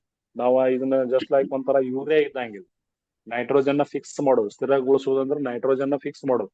ಎಕ್ಸಾಂಪಲ್ ಈಗ ನೈಟ್ರೋಜನ್ ಕೊರತೆ ಆತಂದ್ರೆ ನಿಮ್ಮ ಎಲಿಗಳು ಹೆಂಗ್ ಕಾಣ್ತಾವು, ಹಳದಿ ರೂಪದಾಗ ಕಾಣ್ತಾವ್ ಫಸ್ಟ್ ಕೆಳಗಿನ ಬ್ರಾಂಚಸ್ಗಳು. ಸೊ ಆ ಒಂದು ಆಧಾರ ಮೇಲೆ ನಾವು ಇದನ್ನ ಜಾಸ್ತಿ ಕೊಟ್ಟಿವಿ ಅಂದ್ರೆ, ಈ ಪ್ರಾಡಕ್ಟ್ ಅನ್ನ ಬಳಸಿದೀವಿ ಅಂದ್ರ ಸೊ ಆಟೋಮೆಟಿಕ್ ಅಲ್ಲಿ ನಾವು ಸಾರಜನಕನ ಜಾಸ್ತಿ ಕೊಟ್ಟಂಗ ಆಗ್ತೈತಿ. ಇದೊಂದು ಯೂರಿಯಾಗೆ ಪರ್ಯಾಯವಾದ ಗೊಬ್ಬರ ಅಂತಾನು ಕೂಡ ಹೇಳ್ಬೋದು. ಸೊ ಅಂತ ಗೊಬ್ಬರ ಇವತ್ತ ಬೀಜ ಸೀಡ್ ಟ್ರೀಟ್ಮೆಂಟ್ ಆಗಿ ನಾವು ಬಳಸಿದಾತಂದ್ರ ಇದ ಮಣ್ಣ್ಯಾಗ ಸಾರಜನಕನ ಸ್ಥಿರಗೊಳಿಸ್ತತಿ. ಮಣ್ಣ್ಯಾಗ ಸಾರಜನಕನ ಸ್ಥಿರಗೊಳಿಸುವ ಜೊತೆಗೆ ಬೀಜಕ್ಕ ಮೊಳಕೆ ಹೊಡಿಕೆ ಫಾಸ್ಟ್ ಆಗಿ ಬೆಳೆ ಉತ್ಪಾದನೆ ಹೆಚ್ಚಿಸ್ತೈತಿ. ಸೊ ನಿಮ್ಗೊಂದ್ ನಾನು ವಿಡಿಯೋ ಮಾಡಿದ್ನಿ, ಬಟ್ ತೋರ್ಸಕ್ ಆಗಂಗಿಲ್ಲ ಈಗ. ಸೊ ನಾವೊಂದು ಸೀಡ್ ಟ್ರೀಟ್ಮೆಂಟ್ ಗೋಸ್ಕರ ನಾವು ಒಂದು ಅರಿಶಿನ ಪ್ಲಾಟಿಗೆ ಕೊಟ್ಟಿದ್ದೀವಿ. ಸೊ ಅಗ್ರೋ 83 ಸೊ ಅಲ್ಲಿ ಎಂತ ಬದಲಾವಣೆ ಆತಂದ್ರ ನಮ್ದು ಕೊಟ್ಟ ಒಂದು 21 ದಿವಸದಾಗ ಎಲ್ಲಾ ಮೊಳಕೆ ಹೊಡೆದ್ ಬಿಟ್ಟ ಒಂದ ಲೆವೆಲ್ ಎಲ್ಲಾ ಲೀಫ್ಗಳು ಬ್ರಾಂಚಸ್ ಗಳು ಬಂದು. ಬಟ್ ಅದ ಕೆಲವೊಬ್ರು ಭೂಮಿಯಾಗ ನಮ್ಮೂ ಬಳಸಲಾದ ಬೇರೆ ಬೇರೆ ರಾಸಾಯನಿಕ ಬಳಸಿ ಬೇರೆ ಬೇರೆ ಪ್ರಾಡಕ್ಟ್ ಗಳನ್ನ ಬಳಸಿ ಬೀಜೋಪಚಾರ ಯಾರು ಮಾಡಿದ್ರಲ್ಲ ಅವ್ರು ಇನ್ನೂ ಭೂಮಿಯಾಗಿನ್ ಬಿಟ್ಟು ಹೊರಗೆ ಬಂದಿಲ್ಲ, ಮೊಳಕೆನೆ ಬಂದಿಲ್ಲ. ಸೊ ಅಂತ ಪರಿಸ್ಥಿತಿ ಇವತ್ ನಾವು ನೋಡಿದ್ವಿ. ಯಾಕಂದ್ರೆ ಸ್ಪೀಡ್ ಜರ್ಮಿನೇಷನ್ ಬಹಳ ಹೆಲ್ಪ್ ರೀ. ಅಂದ್ರೆ ಟೈಮ್ ಟು ಟೈಮ್ ಎಲ್ಲ ಏನ್ ಕ್ರಿಯೆ ನಡಿಬೇಕೆಲ್ಲ ನಡಿಬೇಕಂತ. ಸೊ ಇಷ್ಟು ದಿವ್ಸಕ್ಕೆ ನಮ್ದು ಜರ್ಮಿನೇಷನ್ ಸ್ಟಾರ್ಟ್ ಆಗ್ಬೇಕಂದ್ರೆ ಬರಲೇಬೇಕಂತ. ಅಂತದನ್ನ ಈ ಕಂಪ್ನಿ ಇವತ್ತ ನಮಗ್ ಮಾಡಿಕೊಟ್ಟೈತಿ. ಅದಕ್ಕೆ ರೈತರ ಅನುಭವನು ಕೂಡ ನೆಕ್ಸ್ಟ್ ನಿರ್ಮಾಣದಾಗ ನಿಮಗ ವಿಡಿಯೋ ಮುಖಾಂತರ ತೋರಿಸ್ತೀನಿ ನಾವು. ಅದಕ್ಕೆ ಇದು ಬೀಜ ಸಂಸ್ಕರಣೆ ಮಾಡಕ್ಕೆ ಬಹಳ ಸಹಕಾರಿಯಾಗಿ ಐತಿ. ಇದನ್ನ ಮಾಡೋದ್ರಿಂದ ಇದು ಮಣ್ಣಿನ ಫಲವತ್ತತೆಯನ್ನು ಹೆಚ್ಚು ಮಾಡತೈತಿ, ಮಣ್ಣಿನ ರಚನೆಯನ್ನು ಹೆಚ್ಚು ಮಾಡಕ್ಕೆ ಆ ಕೆಲಸ ಮಾಡತೈತಿ. ಒಟ್ಟಾರೆ ಇಳುವರಿಯನ್ನ ಗಮನಾರ್ಹವಾಗಿ ಸುಧಾರಣೆ ಮಾಡಕ್ಕೆ ಇದು ಕೂಡ ಹೆಲ್ಪ್ ಮಾಡತೈತಿ. ಇದರ ಪ್ರಯೋಜನಗಳು ಏನದಪ್ಪ ಅಂದ್ರ ಇದು ಸಾರ್ವಜನಿಕ ಸ್ಥಿರೀಕರಣ ಮಾಡಕ ಸಹಕಾರಿ ಮಾಡತೈತಿ. ಬೀಜ ಮೊಳಕೆ ಹೊಡ್ಯಾಕ ಹೆಚ್ಚು ಉತ್ತೇಜನ ಕೊಡತೈತಿ. ಒಂದು ಆರೋಗ್ಯಕರ ಸಸ್ಯ ಬೆಳವಣಿಗೆ ಮತ್ತು ಅಭಿವೃದ್ಧಿಯನ್ನ ಬೆಂಬಲಿಸಕ ಇದು ಬಹಳ ಸಹಕಾರಿಯಾಗಿ ಕೆಲಸ ಮಾಡ್ತೈತಿ. ಇದನ್ನ ಹೆಂಗ್ ಬಳಸ್ಬೇಕಂದ್ರ ಏನಾದ್ರು ನೀವು ಬೀಜಗಳನ್ನ ಈ ದ್ವಿದಳ ಧಾನ್ಯ ಏಕದಳ ಧಾನ್ಯಗಳನ್ನ ಬಿತ್ತಾವ್ರಿದ್ರಂದ್ರ 1 kg ಬರೀ 5 ರಿಂದ 10 ml ಗಳನ್ನ ನೀವು ಬಳಸಿಬಿಟ್ಟು ಬೀಜ ಸಂಸ್ಕರಣೆನ ಮಾಡ್ಕೋಬೇಕು. ಅದೇ ರೀತಿ ನಾವು ಬೇರೆ ಬೇರೆ ಲಾಂಗ್ ಟರ್ಮ್ ಕಬ್ಬು ಆಗಿರ್ಬೋದು, ಅರ್ಶಿನ, ಅದ್ರದ್ದು ಒಂದು ಕ್ಯಾಲ್ಕುಲೇಷನ್ ಬೇರೆ ಐತಿ. ಆತರ ನಾವು ಬೀಜೋಪಚಾರ ಮಾಡಿಬಿಟ್ಟ ಒಳ್ಳೆ ಬೆಳೆಯನ್ನ ತಕ್ಕೊಳಕ ಸಾಧ್ಯತೆ ಐತಿ. ನೀವು ಯಾವುದೇ ಬೆಳೆಗೂ ಕೂಡ ಬೀಜೋಪಚಾರ ಮಾಡೋದ್ರ ಮುಖಾಂತರ ನೀವು ಇದನ್ನ ಬಳಕೆ ಮಾಡ್ಕೋಬಹುದು. ಅದೇ ತರ ಇನ್ನು ಥರ್ಡ್ ಸ್ಟೇಜ್ ಏನೈತಪ್ಪ ಅಂತಂದ್ರೆ ಜರ್ಮಿನೇಷನ್ ಸ್ಟೇಜ್ ಅಂತ ಕರಿತೀವಿ. ಅವಾಗ ಯಾವ ಈ ಸ್ಟೇಜ್ ದಾಗ ಏನೇನ್ ಬೆಳೆಸಬೇಕು ಅನ್ನೋದು ಕೂಡ ನಮಗ ಮೇಜರ್ ಇಂಪಾರ್ಟೆಂಟ್ ಆಗಿ ಕೆಲಸ ಮಾಡುದು. ಯಾಕಂದ್ರೆ ಒಂದು ಬೆಳೆ ಸ್ಟಾರ್ಟ್ ಆಯ್ತಂದ್ರ ಅದಕ್ಕೆ ಏನೇನ್ ಪೋಷಕಾಂಶಗಳ ಲಭ್ಯತೆ ಕೊಡ್ಬೇಕಲ್ಲ ಅದನ್ನ ಕೊಡಕ್ ಸ್ಟಾರ್ಟ್ ಮಾಡ್ಬೇಕು. ಅವಾಗ ನಮ್ಮಲ್ಲಿ ಏನ್ ಮಾಡ್ತಾರ, ಒಂದ್ 30-35-40 ದಿವಸಕ್ಕ ಒಗಿ ಒಂದು ಯೂರಿಯಾ, ಒಗಿ ಒಂದು DAP, ಈ ತರ ಕಾಂಪ್ಲೆಕ್ಸ್ ಹೋಗಿರಿ ಅದನ್ನ ಹೋಗಿರಿ ಅಂತ ಹೋಗದ್ ಬಿಟ್ಟು ಜಾಸ್ತಿ ಕೆಲಸ ಮಾಡ್ತಾರೆ. ಬಟ್ ಅಲ್ಲಿ ಮೇಜರ್ ಬೇಕಾದ ನ್ಯೂಟ್ರಿಷನ್ಸ್ ಫಾಸ್ಫರಸ್. ಬೇರುಗಳನ್ನ ಬಲಪಡಿಸಕ್ ಮತ್ತ ಬೇರುಗಳಿಗೆ ಪೋಷಕಾಂಶಗಳನ್ನ ಹೀರಿಕೊಳ್ಳೋ ಶಕ್ತಿಯನ್ನು ಹೆಚ್ಚು ಮಾಡಾಕ ನಮಗಲ್ಲೇ ಸೂಕ್ಷ್ಮ ಜೀವಾಣುಗಳು ಬೇಕಾಗ್ತಾವ. ಭೂಮಿಯಾಗ ಇನ್ ಕೇಸ್ ಚೆನ್ನಾಗಿತ್ತು, ಆ ಸೂಕ್ಷ್ಮ ಜೀವಾಣುಗಳು ಇತ್ತು, ಚೆನ್ನಾಗಿ ಬಂದ ಬರ್ತೈತಿ. ಬಟ್ ಇರ್ಲಿಲ್ಲಪ್ಪ ಅಂತಂದ್ರ ಅದು ಕೊರತೆ ಇತ್ತು ಅಥವಾ ಇರದೇ ಇರ್ಲಿ. ಸೊ ಬಟ್ ಈ ವ್ಯಾಮ್ ಅನ್ನೋ ಪ್ರಾಡಕ್ಟ್ ಏನ್ ಮಾಡ್ತೈತಿ ಅಂದ್ರ ಸಸ್ಯಗಳ ಬೇರುಗಳ ವಸಾಹತನ ಮಾಡ್ಕೊಂಡು ಅದಕ್ಕೆ ಪ್ರಯೋಜನಕಾರಿ ಫಾಸ್ಫರಸ್ ಅನ್ನ ಸಪ್ಲೈ ಮಾಡುವಂತ ಕೆಲಸ ಇದು ಮಾಡ್ತೈತಿ.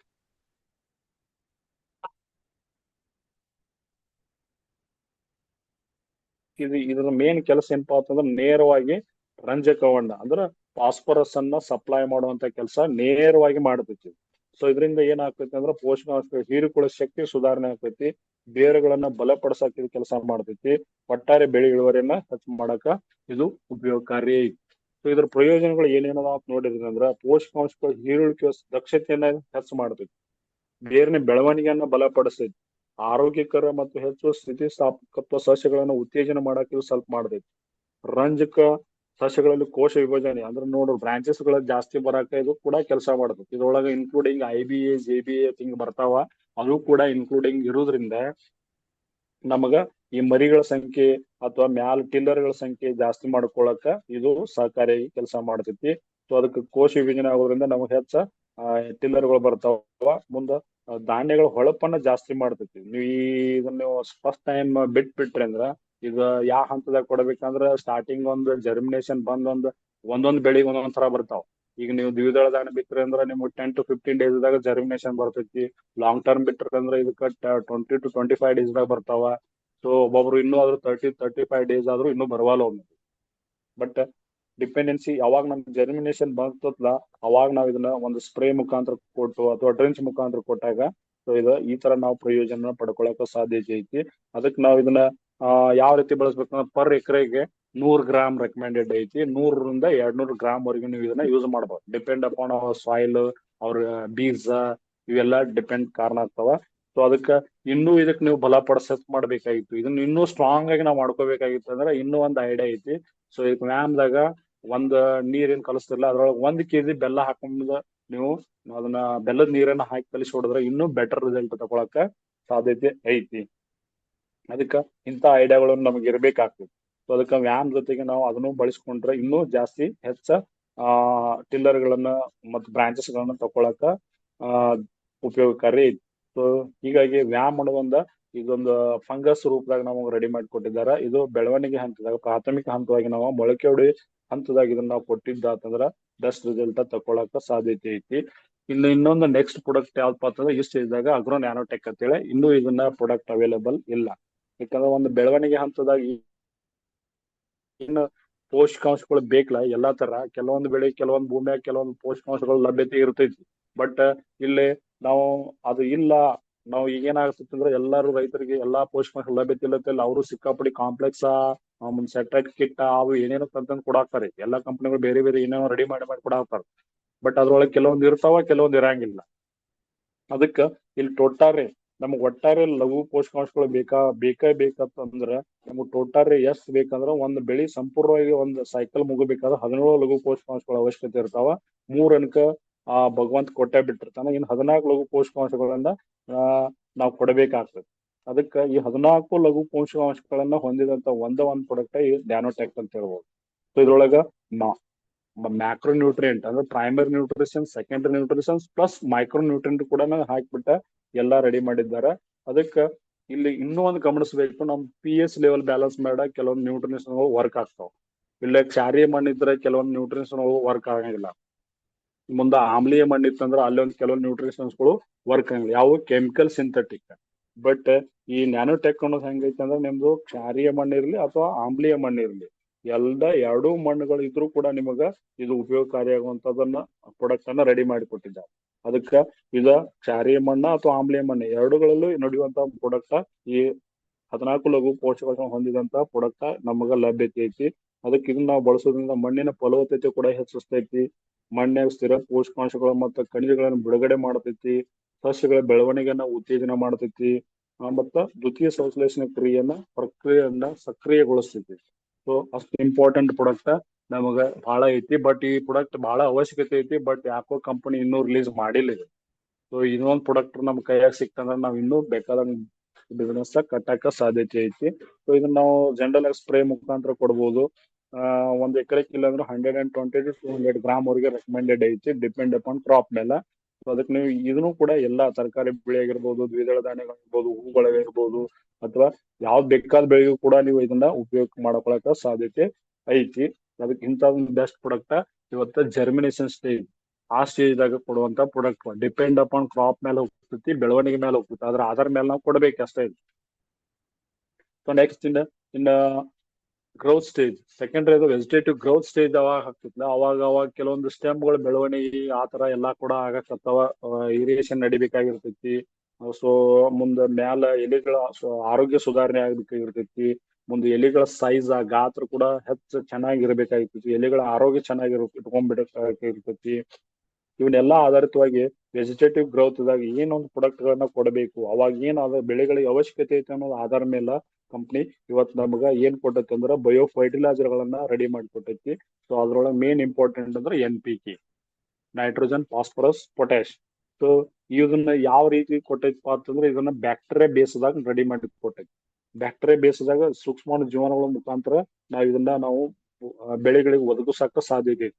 ನೋಡ್ರಿ ನೀವು 60-70 ವರ್ಷದಿಂದ ಎಲ್ಲಾ ಒಕ್ಕೂಟ ನೈಟ್ರೋಜನ್, ಫಾಸ್ಫರಸ್, ಪೊಟ್ಯಾಶ್ ಎಲ್ಲಾ ಭೂಮಿಯಾಗ ಸಾಕಷ್ಟು ಲಭ್ಯತೆ ಐತಿ. ಅದರಿಂದನ ಭೂಮಿ ನಮ್ದ ಎಸಿಡಿಕ್ ಆಲ್ಕಲೈನ್ ಆಗೈತಿ. ಸೊ ಇನ್ನೂ ಮತ್ ನಾವು ಅದನ್ನ ಒಕ್ಕೋತ ಹೋದ್ವಿ ಅಂದ್ರ ಅದನ್ನ ಕರಗಿಸೋದು ಯಾವಾಗ, ಅದನ್ನ ಬೆಳೆ ಸಪ್ಲೈ ಕೊಡೋದು ಯಾವಾಗ? ಸೊ ಹಂಗೆ ಆದಾಗ ಅಲ್ಲಿ ಸಾಕಷ್ಟು ಅಡ್ಡ ಪರಿಣಾಮಗಳು ಬೀರ್ತಾವಲ್ಲ, ಅದನ್ನ ತಡೆಗಟ್ಟಬೇಕಾಯ್ತಂದ್ರ ಅಗ್ರೋ NPK ಅನ್ನೋದು ಬಹಳ ಸೂಕ್ತವಾದ ಪ್ರಾಡಕ್ಟ್ ಇವತ್ ನಮ್ಗ ರೆಡಿ ಮಾಡಿ ಕೊಟ್ಟೈತಿ. ಸೊ ಇದು NPK ಪ್ರಾಡಕ್ಟ್ ಏನ್ ಕೆಲಸ ಮಾಡ್ತದೆ, ಸಸ್ಯಗಳ ಬೆಳವಣಿಗೆಯನ್ನ ಮತ್ತ ಕ್ಲೋರೋಫಿಲ್ ಅನ್ನ ಹೆಚ್ಚಿಸಾಕ, ಮುಂದೆ ಸಸ್ಯಗಳ ಆರೋಗ್ಯವನ್ನ ಕಾಪಾಡಿಕೊಳ್ಳಾಕ ಈ NPK ಉಪಯುಕ್ತವಾಗಿ ಕೆಲಸ ಮಾಡ್ತೈತಿ. ಸಸ್ಯಗಳ ಬೆಳವಣಿಗೆ ಆಗಿರ್ಬೋದು, ಹೇಳಿಲ್ಲ ಕ್ಲೋರೋಫಿಲ್ ಹಸರು ಕಾಣ್ಬೇಕು, ಅದ್ರ ಮುಂದೆ ಅದ್ರ ಜೊತೆಗೆ ಸಸ್ಯಗಳ ಆರೋಗ್ಯವಾಗಿ ಬೆಳಿಬೇಕು. ಇವತ್ತು ನೋಡಿ ಸ್ವಲ್ಪ ನೀರ್ ಕಡಿಮೆ ಆಯ್ತು ಎಲೆ ಸೊಟ್ಟ ನಾವು ಎಲೆಗಳ ಆಧಾರ ಮೇಲೆ ಆರೋಗ್ಯವನ್ನ ಕಂಡ್ಕೋಬಹುದು, ಬೆಳೆ ಆರೋಗ್ಯವಾಗಿ ಐತೋ ಅಥವಾ ಇಲ್ಲ ಅನ್ನೋದು. ಸೊ ಹಂಗಾಗಿ ಆ ಆರೋಗ್ಯವನ್ನ ಎಲ್ಲಾ ಕಾಪಾಡ್ಕೊಳಕ ಈ NPK ಅನ್ನೋದು ಬಹಳ ಉಪಯುಕ್ತ ಆಗ್ತೈತಿ. ಇಂಥವೆಲ್ಲ ನೀವು ಎಷ್ಟು ಬಿಟ್ರು ಕಡಿಮೆನೇ ಇವು. ಭೂಮಿಗೆ ನೀವು ಎಷ್ಟು ಬಿಟ್ರು ಎಷ್ಟು ಬೆಳೆಗ್ ನೀವು ಕೊಟ್ರು ಇದನ್ನ ನಾವು ಖರ್ಚು ಅಂತ ಅನ್ಕೋಬಾರ್ದು. ಭೂಮಿ ಸುಧಾರಣೆ, ಬೆಳೆ ಆರೋಗ್ಯ ಎಲ್ಲಾ ಗಮನದಾಗ ಇಟ್ಕೊಂಡ ನಾವು ಇದನ್ನ ಜಾಸ್ತಿ ಇದಕ್ಕೆ ಒತ್ತು ಕೊಟ್ಟಿದ್ದ ಅಂತಂದ್ರ ಬೇಕಾದಷ್ಟು ಬೆಳೆಯನ್ನ ನಾವು ತಕ್ಕೊಳಕ ಸಾಧ್ಯತೆ ಐತಿ. ಅದಕ್ಕ ಇಲ್ಲಿ ನಾವು ಸಾರಜನಕ ಏನ್ ಮಾಡುತ್ತೆ, ನೈಟ್ರೋಜನ್ ಬ್ಯಾಕ್ಟೀರಿಯಾ ಏನ್ ಮಾಡ್ತೈತಿ ಅನ್ನೋದು ನೋಡಿದ್ರ ನೀವು ಸಸ್ಯಗಳಿಗೆ ಬೆಳವಣಿಗೆ ಮತ್ತು ಕ್ಲೋರೋಫಿಲ್ ಅನ್ನ ಹೆಚ್ಚು ಮಾಡಕ ಇದು ಸಹಾಯ ಮಾಡ್ತೈತಿ. ಮುಂದ ಅದು ಫಾಸ್ಫರಸ್ ಸಾಲ್ಯುಬಲ್ ಬ್ಯಾಕ್ಟೀರಿಯಾ ಅಂತ ಕರಿತೀವಿ, PSB ಅಂತ ಕರಿತೀವಿ. ಅದ್ರೊಳಗ ಇದು ಬೇರಿನ ಬೆಳವಣಿಗೆನ ಹೆಚ್ಚು ಮಾಡಕ್, ಹೆಂಗ ಗ್ರೋಯಿಂಗ್ ಸ್ಟೇಜ್ ಆಗಬೇಕು ಹಂಗ ಬೇರುಗಳ ಡೆವಲಪ್ಮೆಂಟ್ ಕೂಡ ಆಗ್ಬೇಕು ನಮ್ ಕೆಳಗಡೆ. ಅದೇ ರೀತಿ ಬೇರುಗಳ ಬೆಳವಣಿಗೆ ಆಗ್ಬೇಕಾಗಿತ್ತಂದ್ರ ಈ ಫಾಸ್ಫರಸ್ ಬ್ಯಾಕ್ಟೀರಿಯಾ ಅನ್ನೋದು ಕೆಲಸ ಮಾಡ್ತೈತಿ. ಇದು ಬೇರುಗಳನ್ನ ಬಲಿಷ್ಠಗೊಳಿಸಕ್ಕೂ ಕೂಡ ಕೆಲಸ ಮಾಡ್ತೈತಿ. ಅದೇ ತರ ಪೊಟ್ಯಾಸಿಯಂ ಬ್ಯಾಕ್ಟೀರಿಯಾ. ಸೊ ಇಲ್ಲಿ ಸಾಕಷ್ಟು ಮಣ್ಣಿನಾಗ ಎಷ್ಟೋ ಪೋಷಕಾಂಶಗಳು ಅದಾವೆ, ಅವುಗಳ ಎಲ್ಲ ಒಂದೇ ಕಡೆ ಸಂಗ್ರಹಣೆ ಮಾಡಿ ಆ ಸಸ್ಯಗಳಿಗೆ ವರ್ಗಾಯಿಸುವಂತ, ಟ್ರಾನ್ಸ್ಫರ್ ಮಾಡುವಂತ ಕೆಲಸ ಇದು ಮಾಡ್ತೈತಿ. ಸಸ್ಯಗಳು ಅದ್ರ ಜೊತೆಗೆ ಹಣ್ಣ ಹೂಗಳಿಗೂ ಅದನ್ನ ಸಪ್ಲೈ ಮಾಡುವಂತ ಕೆಲಸ ಈ ಪೊಟ್ಯಾಸಿಯಂ ಬ್ಯಾಕ್ಟೀರಿಯಾ ಕೂಡ ಮಾಡ್ತೈತಿ. ಅದಕ್ಕ ಇದನ್ನ ಅಭಿವೃದ್ಧಿ ಪಡಿಸಿರ್ತಾರ. ಅದಕ್ಕಿಂತ ಪ್ರಾಡಕ್ಟ್ ಗಳನ್ನ ನಾವ ಆದಷ್ಟು ಮಟ್ಟಿಗೆ ಜಾಸ್ತಿ 1 ಡೋಸ್ ಅಲ್ಲ, 2 ಡೋಸ್ ಅಲ್ಲ, 3 ಡೋಸ್ ಬಿಟ್ರು ಏನು ಅಡ್ಡಿ ಇಲ್ಲ.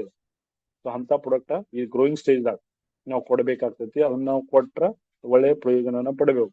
ಇದ್ರ ಮೂಲ ಪ್ರಯೋಜನಗಳು ಏನೇನದಾವ ಅಂದ್ರ ಸಸ್ಯಗಳಲ್ಲಿ ಬಲವಾದ ಬೇರುಗಳನ್ನ ಮತ್ತೆ ಬೀಜ ಬೆಳವಣಿಗೆನ ಇದ ಜಾಸ್ತಿ ಉತ್ತೇಜನ ಮಾಡ್ತೈತಿ. ಅದ್ರ ಜೊತೆ ಸಸ್ಯಗಳಿಗೆ ನೈಸರ್ಗಿಕ ರೋಗ ನಿರೋಧಕ ಶಕ್ತಿಯನ್ನ ಇದು ಹೆಚ್ಚಿಸ್ತೈತಿ. ಸೊ ನೋಡ್ರಿ, ಇದು ಬಹಳ ಇಂಪಾರ್ಟೆಂಟ್. ಇವತ್ತು ಯಾವ್ದೇ ಬೆಳಿಗಾದ್ರೂ ನಾವು ಕೆಮಿಕಲ್ ಡೋಸ್ ಕೊಟ್ರ ರೋಗ ನಿರೋಧಕ ಶಕ್ತಿ ಕಡಿಮೆ ಆಗುತ್ತೆ. ಸ್ವಲ್ಪ ಕ್ಲೈಮೇಟ್ ದಾಗ ವೇರಿಯೇಷನ್ ಆದ್ರೆ ರೋಗಗಳು ಬರ್ತವೆ. ಸೊ ಅದಕ್ಕ ಇಂತ ಒಂದು ಸುಸ್ಥಿರವಾದ ಬೆಳಿ ತಕೋಬೇಕಾಗಿತ್ತು, ಒಂದು ನೈಸರ್ಗಿಕ ಬೆಳಿ ತಕೋಬೇಕಾಗಿತ್ತು ಅಂದ್ರೆ ಇದು ಬಹಳ ಉಪಯುಕ್ತ ಐತಿ. ಅದಕ್ಕೆ ರೋಗ ನಿರೋಧಕ ಶಕ್ತಿಯನ್ನು ಹೆಚ್ಚು ಮಾಡಕ ಇದು ಕೆಲಸ ಮಾಡ್ತೈತಿ. ಮುಂದೆ ಸಕಾಲಿಕ ಬೆಳೆ ಮಾಗುವಿಕೆಯನ್ನ ಇದ ಬೆಂಬಲಿಸ್ತೈತಿ. ಮುಂದ ಹೂ ಮತ್ತು ಹಣ್ಣಿನ ಉತ್ಪಾದನೆಯನ್ನ ಇದ ಹೆಚ್ಚಿಸ್ತೈತಿ. ಒಟ್ಟಾರೆ ಬೇರು ಸೋದರಿಯನ್ನ ಬಲಪಡಿಸುತ್ತೆ, ಬ್ರಾಂಚಸ್ ಗಳನ್ನ ಇದು ಬಲಪಡಿಸ್ತೈತಿ. ಮತ್ತ ಬರ ರೋಗಗಳಂತ ಒತ್ತಡ ಪರಿಸ್ಥಿತಿಗಳು ವಿರುದ್ಧ ಸ್ಥಿತಿ ಸ್ಥಾಪಕತ್ವವನ್ನ ಸುಧಾರಣೆ ಮಾಡ್ತೈತಿ. ನೋಡ್ರಿ, ಈಗ ಬರ ಸ್ವಲ್ಪ ಮಳಿ ಕಡಿಮೆ ಆದಾಗ ತಡ್ಕೊಳ್ಳೋ ಶಕ್ತಿ ಇದ್ದ ತಡ್ಕೋತಾವ, ಇಲ್ಲಿಲ್ಲ ಅಂದ್ರೆ ಬೆಳೆಗಳು ತಡ್ಕೊಳಂಗಿಲ್ಲ. ಸೊ ಅದಕ್ಕೆ ಅಂತ ಶಕ್ತಿಯನ್ನ ಹೆಚ್ಚು ಮಾಡಕ ಈ product bio fertilizer NPK product ನಮ್ಗೆ ರೆಡಿ ಮಾಡಿ ಕೊಟ್ಟಿದ್ದಾರೆ.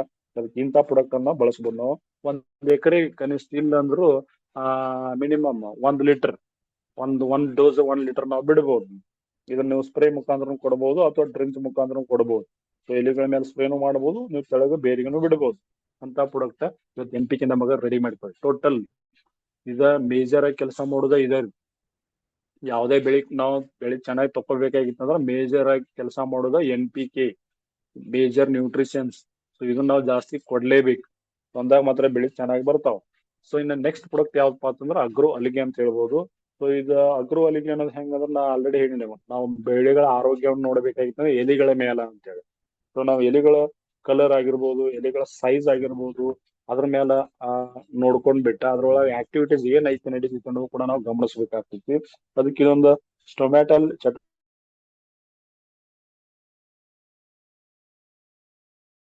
ಮಾಡಿರ್ತೀವಲ್ಲ ಅದೇ ತರ ಎಲಿಗಳು ಕೂಡ ಉಸಿರಾಟ ಕ್ರಿಯೆಯನ್ನ ಮಾಡ್ತಿರ್ತಾವ, ಏರಿಯೇಷನ್ ನಡೀತಿರ್ತೈತಿ. ಅದನ್ನ ಜಾಸ್ತಿ ಆಕ್ಟಿವೇಟ್ ಮಾಡಾಕ, ಉಸಿರಾಟ ಕ್ರಿಯೆನ ಸರಳಗೊಳಿಸುವಂತ ಪ್ರಾಡಕ್ಟ್ ಈ ಅಗ್ರೋ ಅಲಿಗೆ ಅಂತ ಹೇಳ್ಬೋದು. ಅದಕ್ಕ ಇದು ಸಸ್ಯದಲ್ಲಿ ಸ್ಟೊಮ್ಯಾಟಾ ಪ್ರಸರಣವನ್ನ ಉತ್ತೇಜಿಸ್ತೈತಿ. ಅದಕ್ಕೆ ಎಲೆಗಳ ಮೇಲೆ ಕಂಡು ಬರುವ ಸಣ್ಣ ರಂಧ್ರಗಳು ಇರ್ತಾವಲ್ಲ, ಆ ರಂಧ್ರಗಳ ಮೂಲಕ ಸಸ್ಯಗಳು ಉಸಿರಾಟ ಮಾಡ್ತಿರ್ತಾವಲ್ಲ, ಇದನ್ನ ಸರಿಯಾಗಿ ಮಾಡುವಂತ ಕೆಲಸ ಇದು ಮಾಡ್ತೈತಿ. ಇದರಿಂದ ಏನ್ ಲಾಭ ಅಂತಂದ್ರೆ ಪೋಷಕಾಂಶ ಹೀರಿಕೊಳ್ಳೋ ಶಕ್ತಿ ನಮಗ ಜಾಸ್ತಿ ಆಗ್ತೈತಿ. ಯಾಕಂದ್ರೆ ನಾವು ಎಷ್ಟೋ ಪೋಷಕಾಂಶಗಳನ್ನ ಕೆಳಗ್ ಬೇರಿಗೆ ಬಿಟ್ಟಿರ್ತೀವಿ, ಬಟ್ ಅದನ್ನ ಹೀರ್ಕೊಳ್ಳೋ ಶಕ್ತಿ ಎಲ್ಲಿಂದ ಬರ್ಬೇಕು? ಲೀಫ್ನಿಂದ, ಎಲೆಗಳಿಂದ ಬರ್ಬೇಕು. ಆ ಎಲೆಗಳಿಂದ ಬರ್ಬೇಕಾತಂದ್ರೆ ಈ ಒಂದು ಆಕ್ಟಿವಿಟೀಸ್, ಸ್ಟೊಮ್ಯಾಟಲ್ ಆಕ್ಟಿವಿಟೀಸ್ ಚೆನ್ನಾಗಿರ್ಬೇಕು. ಅದಕ್ಕ ಅಂತ ಒಂದು ಪ್ರಾಡಕ್ಟ್ ನಮಗ್ ರೆಡಿ ಮಾಡಿ ಕೊಟ್ಟಿರ್ತಾರ. ಸೊ ಅದಕ್ಕೆ ಇದ್ರ ಪ್ರಯೋಜನಗಳು ಹೆಂಗದವಪ್ಪ ಅಂತಂದ್ರ ಮಣ್ಣಿನ್ಯಾಗ ಮತ್ತು ಸಸ್ಯಗಳಲ್ಲಿರುವ ಪೋಷಕಾಂಶಗಳನ್ನು ಆ ಪೋಷಕಾಂಶಗಳನ್ನು ಬೆಳೆಯುತ್ತಿರುವ ಹಣ್ಣುಗಳಿಗೆ ಸಾಗಿಸುವಂತ ಕೆಲಸ. ಈಗ ನಮಗ ಹಣ್ಣ ಹೂ ಯಾಕೆ ಉದುರಾಗ್ತಾವ ಅಂದ್ರ ಅಲ್ಲಿ ಸರ್ಕ್ಯುಲೇಷನ್ ಸ್ಟಾಪ್ ಇರ್ತೈತಿ. ಸರ್ಕ್ಯುಲೇಷನ್ ಸ್ಟಾಪ್ ಇತ್ತಂದ್ರೆ ಆಟೋಮೆಟಿಕ್ಲಿ ಹೂಗಳು ಉದುರ್ತಾವ, ಹಣ್ಣುಗಳನ್ನ ಹಿಡ್ಕೊಳಂಗಿಲ್ಲ. ಸೊ ಅದನ್ನ ಕ್ರಿಯೆ ಮಾಡಕ ಈ ಪ್ರಾಡಕ್ಟ್ ಬಹಳ ಸಹಕಾರಿ ಆಗ್ತೈತಿ. ಇದು ಮತ್ತೆ ಸೈಟೋಪ್ಲಾಸ್ಮಿಕ್ ಪರಿಚಲನೆ ಉತ್ತೇಜನ ಜಾಸ್ತಿ ಮಾಡುದು ಸಸ್ಯಗಳಿಗೆ.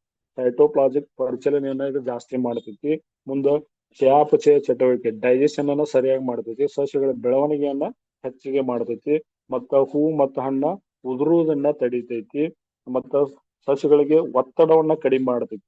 ಈ ಕ್ರಿಯೆ ನಡೀತಂದ್ರೆ ಒತ್ತಡ ಕಡಿಮೆ ಆಗತೈತಿ ಆಟೋಮೆಟಿಕ್ಲಿ.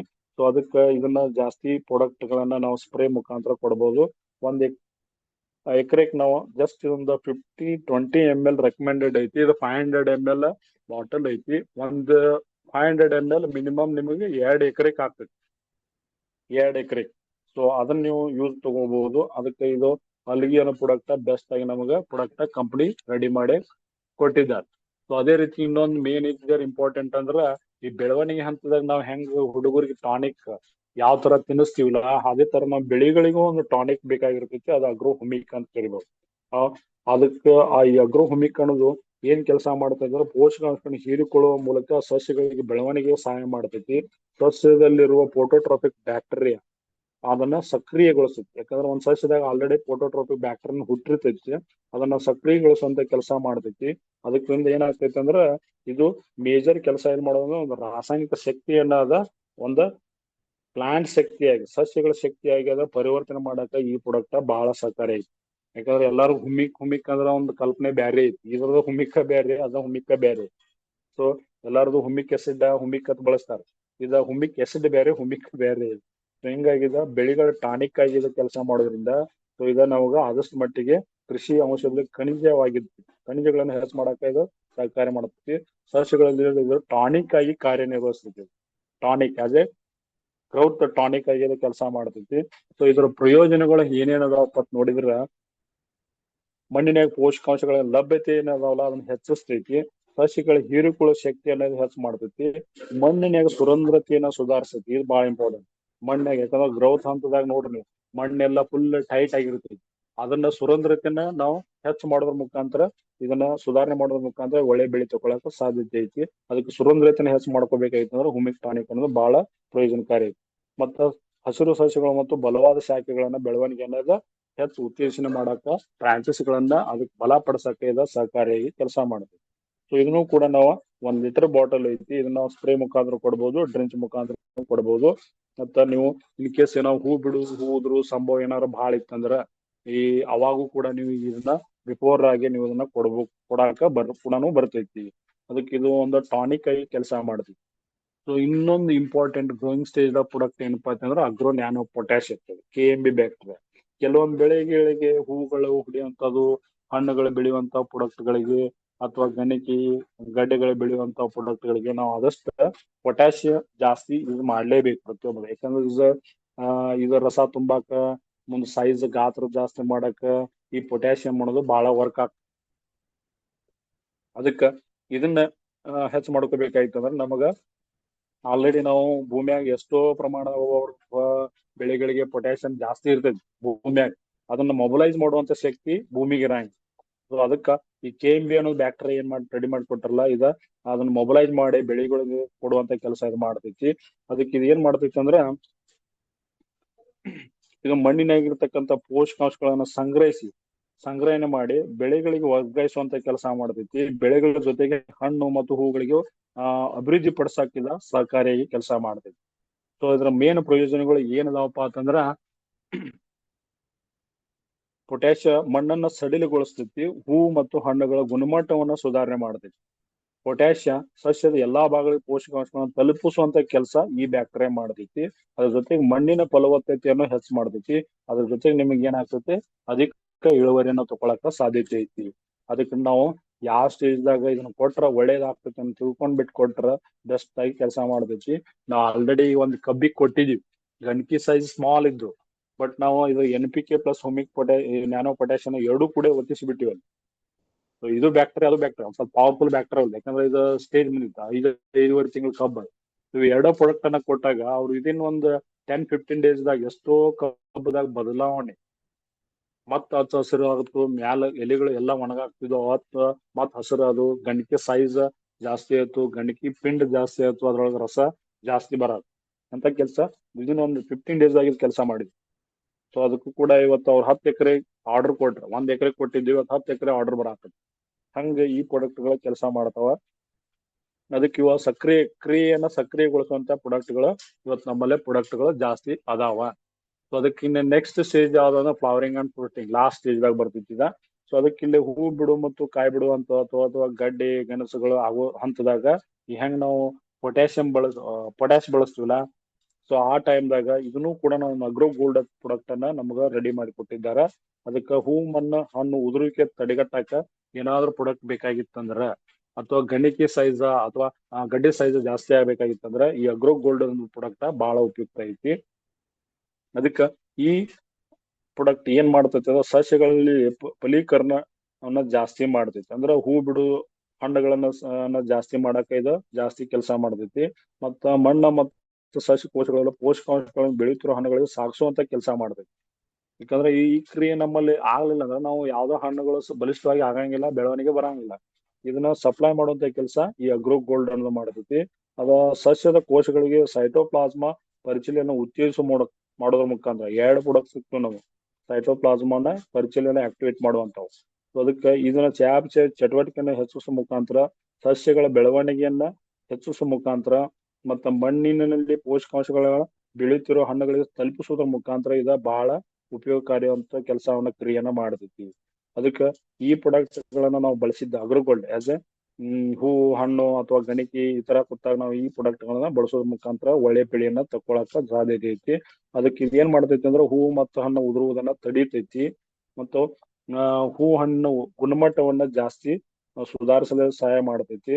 ಸಸ್ಯಗಳ ಒತ್ತಡವನ್ನ ಕಡಿಮೆ ಕೂಡ ಮಾಡ್ತೈತಿ. ಅದ್ರ ಜೊತೆಗೆ ಇಳುವರಿಯನ್ನು ಕೂಡ ಹೆಚ್ಚು ಮಾಡ್ತೈತಿ. ಇದು ಕೂಡ 100 ರಿಂದ 200 ಗ್ರಾಮ್ ವರೆಗೆ ಪರ್ ಎಕರೆವರೆಗೆ ನಾವು ಸ್ಪ್ರೇ ಮುಖಾಂತರ ಅಥವಾ ಡ್ರಿಂಕ್ಸ್ ಮುಖಾಂತರ ಕೂಡ ಕೊಡಾಕ ಸಾಧ್ಯತೆ ಐತಿ. ಇದು ಬೆಸ್ಟ್ ಪ್ರಾಡಕ್ಟ್ ಆಗಿ ನಮಗೆ company as A flowering and fruiting stage ದಾಗ ನಾವು ಕೊಡಬಹುದು. ಇದನ್ನ ಪ್ರಿವೆಂಟಿವ್ ಆಗಿ ನೀವು ಹೂ ಹಿಡಿದ ಮೇಲೆ ಕೊಡೋಕ್ಕಿಂತ ಹೂ ಬಿಡೋಕ್ಕಿಂತ ಒಂದು ಸ್ಟೇಜ್ ಆ ಸ್ಟೇಜ್ ಕೊಟ್ಟಿವಿ ಅಂದ್ರ ಇನ್ನೂ ಬೆಟರ್ ರಿಸಲ್ಟ್ ನಮಗ ಇದು ಬರ್ತೈತಿ. ಇನ್ನ ನೆಕ್ಸ್ಟ್ ಪೇಜ್ ಅಗ್ರೋ ಕೇರ್. ಇದು ಹೆಂಗ್ ನಮ್ಮಲ್ಲಿ ಈಗ ಡೈಜೆಸ್ಟಿವ್ ಕೇರ್, ಬ್ರಾಂಕೋ ಕೇರ್, ಮುಂದೆ ಜಾಯಿಂಟ್ ರಿಲೀಫ್ ಹೆಂಗ್ ನಮ್ಗ ಆಯುರ್ವೇದಿಕ್ ದಾಗ ಪ್ರಾಡಕ್ಟ್ ಗಳದಾವಲ್ಲ ಹಂಗ ಒಟ್ಟಾರೆ ನಿಮ್ ಬೆಳೆಗಳನ್ನ ಕೇರ್ ಮಾಡುವಂತ ಪ್ರಾಡಕ್ಟ್ ನಮಗ ಅಗ್ರೋ ಕೇರ್ ಅಂತ ಪ್ರಾಡಕ್ಟ್ ರೆಡಿ ಮಾಡಿ ಕೊಟ್ಟಾರ. ಸೊ ಇದಕ್ಕೆ ಕೆಲವೊಂದು ಬೆಳೆಗಳಿಗೆ ಏನ್ ರೋಗ ಬರ್ತಿರ್ತಾವಲ್ಲ, ಕಾಂಡು ಕೊಳೆ ರೋಗ, ಕಂದು ಎಲೆಗಳ ಮ್ಯಾಲ ರೋಗ, ಈ ತರ ರೋಗಗಳು ಬರ್ತಿರ್ತಾವಲ್ಲ ಅದನ್ನ ತಡೆಯೋಕ್ ಏನಾದ್ರು ಒಂದು ಪ್ರಾಡಕ್ಟ್ ಇತ್ತಂದ್ರೆ ಇದು ಅಗ್ರೋ ಕೇರ್.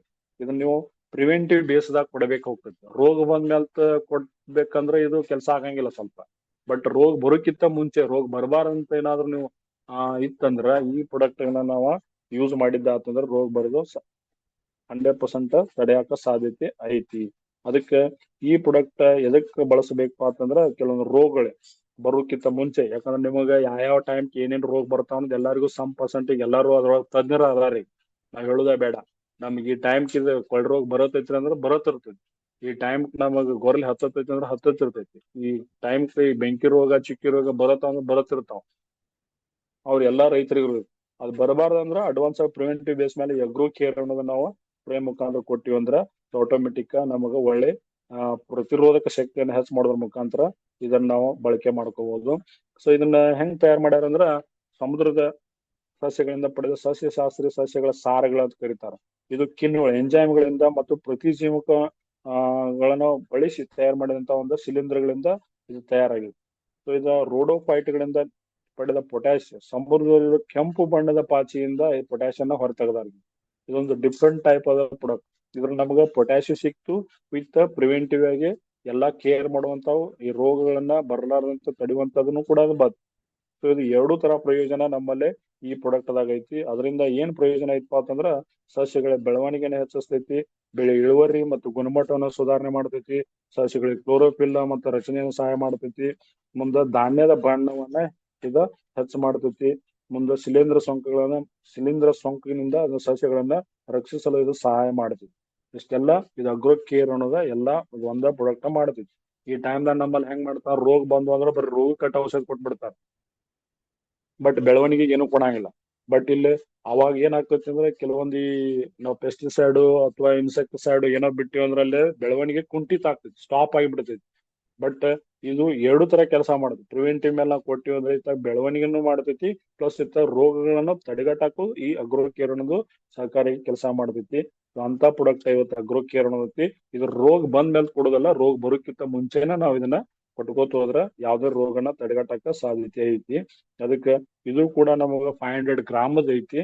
ನಾವು ಪರ್ ಲೀಟರ್ಗೆ ಪರ್ ಕ್ಯಾನ್ಗೆ 40 ಗ್ರಾಮು 30 ಗ್ರಾಮು ಈ ತರ ಬಳಸಿಬಿಟ್ಟ ನಾವ್ ಇದನ್ನ ಸ್ಪ್ರೇನೋ ಅಥವಾ ಡ್ರಿಂಕ್ ಮುಖಾಂತರ ಕೊಡ್ಬಹುದು. ಇದು ಕೂಡ ನಾವು ಎಲ್ಲಾ ಬೆಳೆಗೆ ಕೊಡಬಹುದು. ಸೊ ಇನ್ನೊಂದು ಇಂಪಾರ್ಟೆಂಟ್ ಪ್ರಾಡಕ್ಟ್ ಇನ್ನೂ ಬಂದಿಲ್ಲದ ನೀಮ್ ಪೌಡರ್ ಅಂತೇಳಿ. ಇದು ಪೆಸ್ಟ್ ಮೇಲೆ ಕೆಲಸ ಮಾಡುವಂತ ಪ್ರಾಡಕ್ಟ್. ಈ ಕೆಲವೊಂದು ರಸ ಹೀರು ಕೀಟಗಳು ಇರ್ತಾವ, ಅಥವಾ ಎಲಿ ಕೊರಕ ಕೀಟಗಳು ಇರ್ತಾವ, ಬಂದ್ ಹಾಳಿ ಮಾಡ್ತಿರ್ತಾವ ಬೆಳೆಗಳಿಗೆ. ಸೊ ಇದನ್ನ ಮಾಡೋದ್ರಿಂದ ರಸ ಹೀರು ಕೀಟಗಳು ಬಂದ್ ನಿಮ್ಗೆ ಗುರುತಿಲ್ದಂಗ ಕೀಟಗಳು ಕೂತ್ ರಸ ಹೀರು ಹೋಗ್ಬಿಡ್ತಾವ. ಅದರಿಂದ ಏನಾಗ್ತದ, ಎಲಿ ಮುದುಡಿದಂಗ ಆಗ್ಬಿಡ್ತಾವ, ಎಲಿ ಮಡಿಚಿದಂಗ ಆಗ್ಬಿಡ್ತಾವ. ಸೊ ಅದಕ್ಕೆ ಎಲಿಯಾಗ ಬಲ ಇರಂಗಿಲ್ಲ, ಎಲಿ ಸುಳಿ ಬಿಡಿದಂಗ ಆಗುದು, ಈ ತರಗಳು ಆಗ್ತಿರ್ತಾವಲ್ಲ. ಆ ಪೆಸ್ಟ್ ದಾಳಿಗಳನ್ನ ಕಂಟ್ರೋಲ್ ಮಾಡಕ್ಕೆ ನೀಮ್ ಪೌಡರ್ ಬಹಳ ಉಪಯೋಗಕಾರಿ ಐತಿ. ಇದನ್ನ ಬೇವು ಮತ್ತು ಕರಂಜಾದಿಂದ ಇದನ್ನ ಮಿಶ್ರಣ ಮಾಡಿ ತಯಾರು ಮಾಡ್ಯಾರ. ಇದು ಕೆಟ್ಟ ಕಹಿ ಇರ್ತೈತಿ. ಕೆಟ್ಟ ಕೈ ನೀವು ಸ್ಪ್ರೇ ಹಾಕಿ ಹೊಡೆದಿದ್ದ ಅಂತಂದ್ರ ಆ ಎಲೆಗಳ ಮೇಲೆ, ಇದು ಎಲೆಗಳನ್ನ ಸಂರಕ್ಷಣೆ ಮಾಡಕ, ಕೀಟಗಳ ದಾಳಿಯಿಂದ ಸಂರಕ್ಷಣೆ ಮಾಡಕ ಇದು ಸಹಕಾರಿಯಾಗಿ ಮಾಡುವಂತ ಕೆಲಸ ಐತಿ. ಇದು ಆರೋಗ್ಯಕರ ಮತ್ತು ಸಮತೋಲನ ಸಸ್ಯ ಬೆಳವಣಿಗೆ ಇದು ಉತ್ತೇಜನ ಮಾಡುವಂತದ್ದು ಐತಿ. ಯಾಕಂದ್ರೆ ಎಲೆಗಳ ಆರೋಗ್ಯ ಇದ್ರನ್ನ ಬೆಳೆ ಆರೋಗ್ಯ. ಅದಕ್ಕ ಈ ನೀಮ್ ಪೌಡರ್ ಬಹಳ ಈ ತರ ಉಪಯುಕ್ತ ಐತಿ. ಸೊ ಅದೇ ಇನ್ನೊಂದು ಪ್ರಾಡಕ್ಟ್ ಐತಿ, ಅಗ್ರೋ ನೀಮ್ ಪೌಡರ್ ಅಂತೇಳಿ, ಸಾರಿ, ಅಗ್ರೋ 83 ನ್ಯಾನೋಟೆಕ್. ಇದು ಆಕ್ಟಿವೇಟರ್ ಅಂಡ್ ಸ್ಪ್ರೆಡರ್. ಇದು ನ್ಯಾನೋ ತಂತ್ರಜ್ಞಾನ ಬಳಸಿ ಇದನ್ನ ತಯಾರು ಮಾಡಿದಾರ.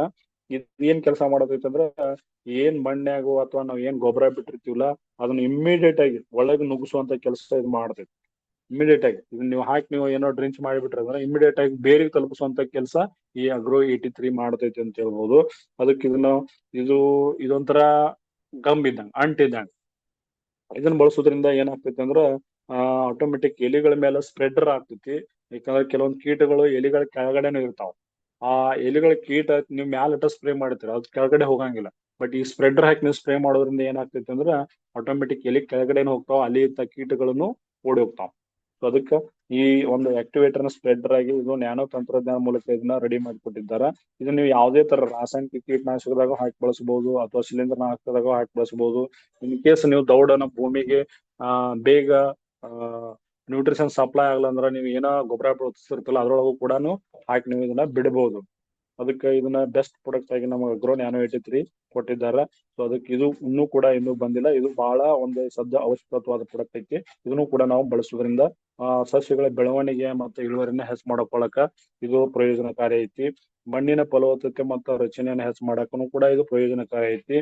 ಮತ್ತು ರೋಗಗಳ ಬೆಳವಣಿಗೆ ಪ್ರತಿರೋಧಕನ ಹೆಚ್ಚಿಸಕ್ಕೂ ಕೂಡ ಇದು ಪ್ರಯೋಜನಕಾರಿ ಐತಿ. ಇದನ್ನು ಕೂಡ ನೀವು ಪರ್ ಕ್ಯಾನಿಗೆ ಅಂದ್ರೆ 20 to 15 ಲೀಟರ್ ಕ್ಯಾನ್ ಇರ್ತಾವಲ್ಲ, ಅದಕ್ಕೆ ಬರೀ 5 to 10 ml ವರೆಗೆ ನಾವು ಇದನ್ನ ಯೂಸ್ ಮಾಡ್ಕೋಬಹುದು. ಈ ತರ ಪ್ರಾಡಕ್ಟ್ ಗಳನ್ನ ಕಂಪನಿ ನಮಗ ಅಗ್ರೋ ನ್ಯಾನೋ 83 ಪ್ರಾಡಕ್ಟ್ ಅಂತ ಹೇಳಿ ಕೊಟ್ಟಿದ್ದಾರೆ. ಇದಕ್ಕ ಇಂಥ ಪ್ರಾಡಕ್ಟ್ ಗಳನ್ನ ನಾವು ಆದಷ್ಟು ಮಟ್ಟಿಗೆ ರೈತರಿಗೆ ತಿಳಿಸೋದ್ರ ಮುಖಾಂತರ ಒಂದು ಸುಸ್ಥಿರವಾದ ಬೆಳೆಯನ್ನ ಬೆಳೆಸೋದ್ರ ಮುಖಾಂತರ, ಒಳ್ಳೆ ಇಳುವರಿ ತಕೊಳ್ಳೋದ್ರ ಮುಖಾಂತರ, ಮಣ್ಣಿನ ಫಲವತ್ತತೆ, ಮಣ್ಣಿನ ಸುಧಾರಣೆ, ಮಣ್ಣಿನ ಪುನರ್ಜೀವನ ಮಾಡೋದ್ರ ಮುಖಾಂತರ ಒಳ್ಳೆ ಬೆಳೆ ಕೊಡಕ ಸಾಧ್ಯತೆ ಐತಿ. ಅದಕ್ಕ ನಾವು ಈ ಕಂಪ್ನಿ ಒಂದು ಅಗ್ರಿ ಪ್ರಾಡಕ್ಟ್ ಗಳನ್ನ ಕೊಟ್ಟಿದ್ದಕ್ಕ ನಾವು ಫಸ್ಟ್ ಕಂಪ್ನಿ ಮ್ಯಾನೇಜ್ಮೆಂಟ್ಗೆ, ಕಂಪ್ನಿ ಡಾಕ್ಟರ್ ಲಿಮ್ ಅವ್ರಿಗೂ ಈ ಧನ್ಯವಾದಗಳನ್ನ ಅರ್ಪಿಸ್ಬೇಕು. ಯಾಕಂದ್ರ ಪ್ರತಿಯೊಬ್ಬರು ಬೇರೆ ಬೇರೆ ಪ್ರಾಡಕ್ಟ್ ಗಳು ಎಲ್ಲಾ ಕಂಪ್ನಿಯಾಗ ಸಿಗ್ತಾವ. ಬಟ್ ಇದಕ್ಕೆ ಏನ್ ವ್ಯತ್ಯಾಸ ಐತೆ ಅನ್ನೋದು ಕೂಡ ನಮ್ಗೆ ಗುರುತಿರ್ಬೇಕಾಗ್ತೈತಿ. ಈ ಪ್ರಾಡಕ್ಟ್ ಗಳು ಎಲ್ಲಾ ಪ್ರಾಡಕ್ಟ್ ಗಳು ಕ್ರಿಯೆ ಮಾಡುವಾಗ ನಮ್ಮ ಪ್ರಾಡಕ್ಟ್ ಗಳು ಸಕ್ರಿಯಗೊಳಿಸುವಂತ ಕೆಲಸ ಮಾಡುವಂತ ಪ್ರಾಡಕ್ಟ್ ಗಳು ಅದಾವ. ಆದಷ್ಟು ಮಟ್ಟಿಗೆ ಈ ಒಂದು ಪ್ರಾಡಕ್ಟ್ ಗಳನ್ನ ಬಳಸಿ ಒಳ್ಳೆ ಸುಸ್ಥಿರವಾದ ಬೆಳೆಯನ್ನ ತೆಗಿಸ್ಕೊಡ್ಬಹುದು, ಒಳ್ಳೆ ಬೆಳೆ ಇಳುವರಿನ ಹೆಚ್ಚಿಸಬಹುದು. ಅದಕ್ಕ ಇದನ್ನ ಯಾವ ರೀತಿ ಕಾಂಬಿನೇಷನ್ ಮಾಡಿ ಕೊಡ್ಬೇಕು, ಹೆಂಗ್ ಕೊಡ್ಬೇಕು ಅನ್ನೋದು ಕೂಡ ನಾವು ಗುರುತಿರ್ಬೇಕು. ಯಾಕಂದ್ರೆ ರಾಸಾಯನಿಕ ಇದಕ್ಕ ಕಾಂಬಿನೇಷನ್ ಮಾಡಬಾರದು. ಅದಕ್ಕೆ ಕೆಲವೊಂದು ಪ್ರಾಡಕ್ಟ್ ಮಾಡ್ಕೋಬಹುದು, ಬಟ್ ಕೆಲವೊಂದು ಪ್ರಾಡಕ್ಟ್ ಮಾಡಬಾರ್ದಾಗ್ತೈತಿ.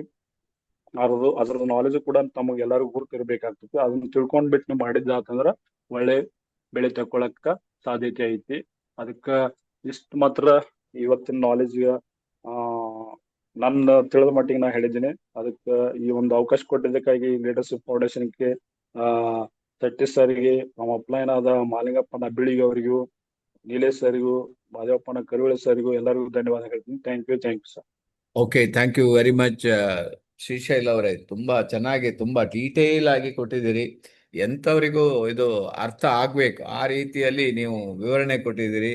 ನಮಗೆ ಕೆಲವೊಂದು ವಿಷಯ ನಮಗೆ ಗೊತ್ತಿಲ್ಲ, ಅಷ್ಟು ಒಳ್ಳೆಯ ರೀತಿಯಲ್ಲಿ ನೀವು ಹೇಳಿದಿರಿ. ಯಾಕೆಂದ್ರೆ you are having practical knowledge. ಅದೇ ಮತ್ತೆ ಹೇಳಿದ್ರಿ, ಕಬ್ಬಿಗೆ ಆಲ್ರೆಡಿ ಅರಿಶಿನಕ್ಕೆ ಕೊಟ್ಟು ಅದರ ರಿಸಲ್ಟ್ ಅನ್ನು ಎಷ್ಟು ಬೇಗ, ಅಷ್ಟು 15 ದಿನಗಳಲ್ಲೇ ರಿಸಲ್ಟ್ ತಗೊಂಡಿದ್ದಾರೆ ಅಂತ ಹೇಳಿದ್ರೆ ನಮ್ಮ ಪ್ರಾಡಕ್ಟ್ ಹೇಗಿರ್ಬೋದು ನೋಡಿ. ಯಾಕೆಂದ್ರೆ ಈ ಪ್ರಾಡಕ್ಟ್ ಕಂಪನಿ ತುಂಬಾ ರಿಸರ್ಚ್ ಮಾಡಿ ಪ್ರಾಡಕ್ಟ್ ಅನ್ನ ನಮಗೆ ಕೊಟ್ಟಿದೆ. ಸೊ ಅದರಿಂದ ಪ್ರತಿಯೊಬ್ಬರು ಸರಿಯಾದ ಮಾಹಿತಿ ಬೇಕು. ಮಾಹಿತಿ ತಗೊಂಡು ನೀವು ಕೊಡಬೇಕಾಗ್ತದೆ. ಅದು ಹೇಳಿದ್ದಾರೆ ಯಾವುದಕ್ಕೆ ಯಾವುದಕ್ಕೆಲ್ಲ ಮಿಕ್ಸ್ ಮಾಡಬೇಕು, ಯಾವ ಟೈಮ್ಗೆ ಕೊಡಬೇಕು, ಹೇಗೆ ಕೊಡಬೇಕು, ಅದನ್ನೆಲ್ಲ ಮತ್ತೆ ಕೆಲವು ಭೂಮಿಗೆ ಹೇಳಿದ್ದಾರೆ, pH ಲೆವೆಲ್ ಕೂಡ ಅದನ್ನ ಮೆನ್ಷನ್ ಮಾಡಿದ್ದಾರೆ. ಸೊ ಅದರಿಂದ ನಿಮಗೆ ನಮ್ಮ ಶ್ರೀಶೈಲ್ ಅವರ ರೆಗ್ಯುಲರ್ ಕಾಂಟ್ಯಾಕ್ಟ್ ಅಲ್ಲಿ ಇಟ್ಕೊಳ್ಳಿ, ಯಾಕಂದ್ರೆ ತುಂಬಾ ಬ್ಯುಸಿ ಇರ್ತಾರೆ. ಅವ್ರು ಇವತ್ತು ಮೀಟಿಂಗ್ ಮಾಡ್ಲಿಕ್ಕೂ ಕೂಡ ಇವತ್ತು ಬೆಳಿಗ್ಗೆನೆ 6 ಗಂಟೆ 7 ಗಂಟೆಗೆ ಫೀಲ್ಡಿಗೆ ಹೋಗಿರ್ತಾರೆ, ಯಾಕಂದ್ರೆ ರೈತರು ಸಿಗೋದು ಬೆಳಿಗ್ಗೆ ಮಾತ್ರ. ಸೊ ಮತ್ತೆ ಬ್ಯುಸಿ ಆಗ್ಬಿಡ್ತಾರೆ. ಅದಕ್ಕೋಸ್ಕರ ಅವರು ತುಂಬಾ ಬ್ಯುಸಿ ಇರ್ತಾರೆ. ಬ್ಯುಸಿ ಶೆಡ್ಯೂಲ್ ಅಲ್ಲೂ ಕೂಡ ನಮ್ಗೆ ಒಂದು ಒಳ್ಳೆ ರೀತಿಯ ಒಂದು ಬಯೋ ಪ್ರಾಡಕ್ಟ್ ಬಗ್ಗೆ ನಮ್ಗೆ ಹೇಳ್ಕೊಟ್ಟಿದ್ದಾರೆ, ಬಯೋ ಫರ್ಟಿಲೈಸರ್ ಬಗ್ಗೆ ಡೀಟೇಲ್ ಕೊಟ್ಟಿದ್ದಾರೆ. ಸೊ ಅವರಿಗೂ ಅವ್ರ ಫ್ಯಾಮಿಲಿಗೂ ಒಳ್ಳೇದಾಗ್ಲಿ ಅಂತ ನಾನು ಹಾರೈಸ್ತೀನಿ. ಯಾರಿಗಾದ್ರೂ ನೀವು ಕ್ವಶನ್ ಇದ್ರೆ ಅವರ ಫೋನ್ ನಂಬರ್ ತಗೋಬಹುದು, ಯಾಕಂದ್ರೆ ಈಗ ಆಲ್ರೆಡಿ ಟೈಮ್ ಆಗೋಗಿದೆ. ಸೊ ಅವ್ರ ಹತ್ರ ನೀವು ಮಾತಾಡ್ಬೋದು ಫ್ರೀ ಟೈಮ್ ಅಲ್ಲಿ. ಸೊ ಅದರಿಂದ ಒನ್ಸ್ ಅಗೇನ್ ನಾವು ಎಲ್ರಿಗೂ ಥ್ಯಾಂಕ್ಸ್ ಹೇಳ್ತಾ ಇವತ್ತಿನ ಪ್ರೋಗ್ರಾಮ್ ಅನ್ನು ನಾವು ಕ್ಲೋಸ್ ಮಾಡ್ತಾ ಇದ್ದೀವಿ. ಒಂದು ಏನು ಭಾರತಿ ಅವರೇ ಏನಾದ್ರು ಮಾತಾಡ್ಲಿಕ್ಕಿದೆಯಾ? So 1 minute.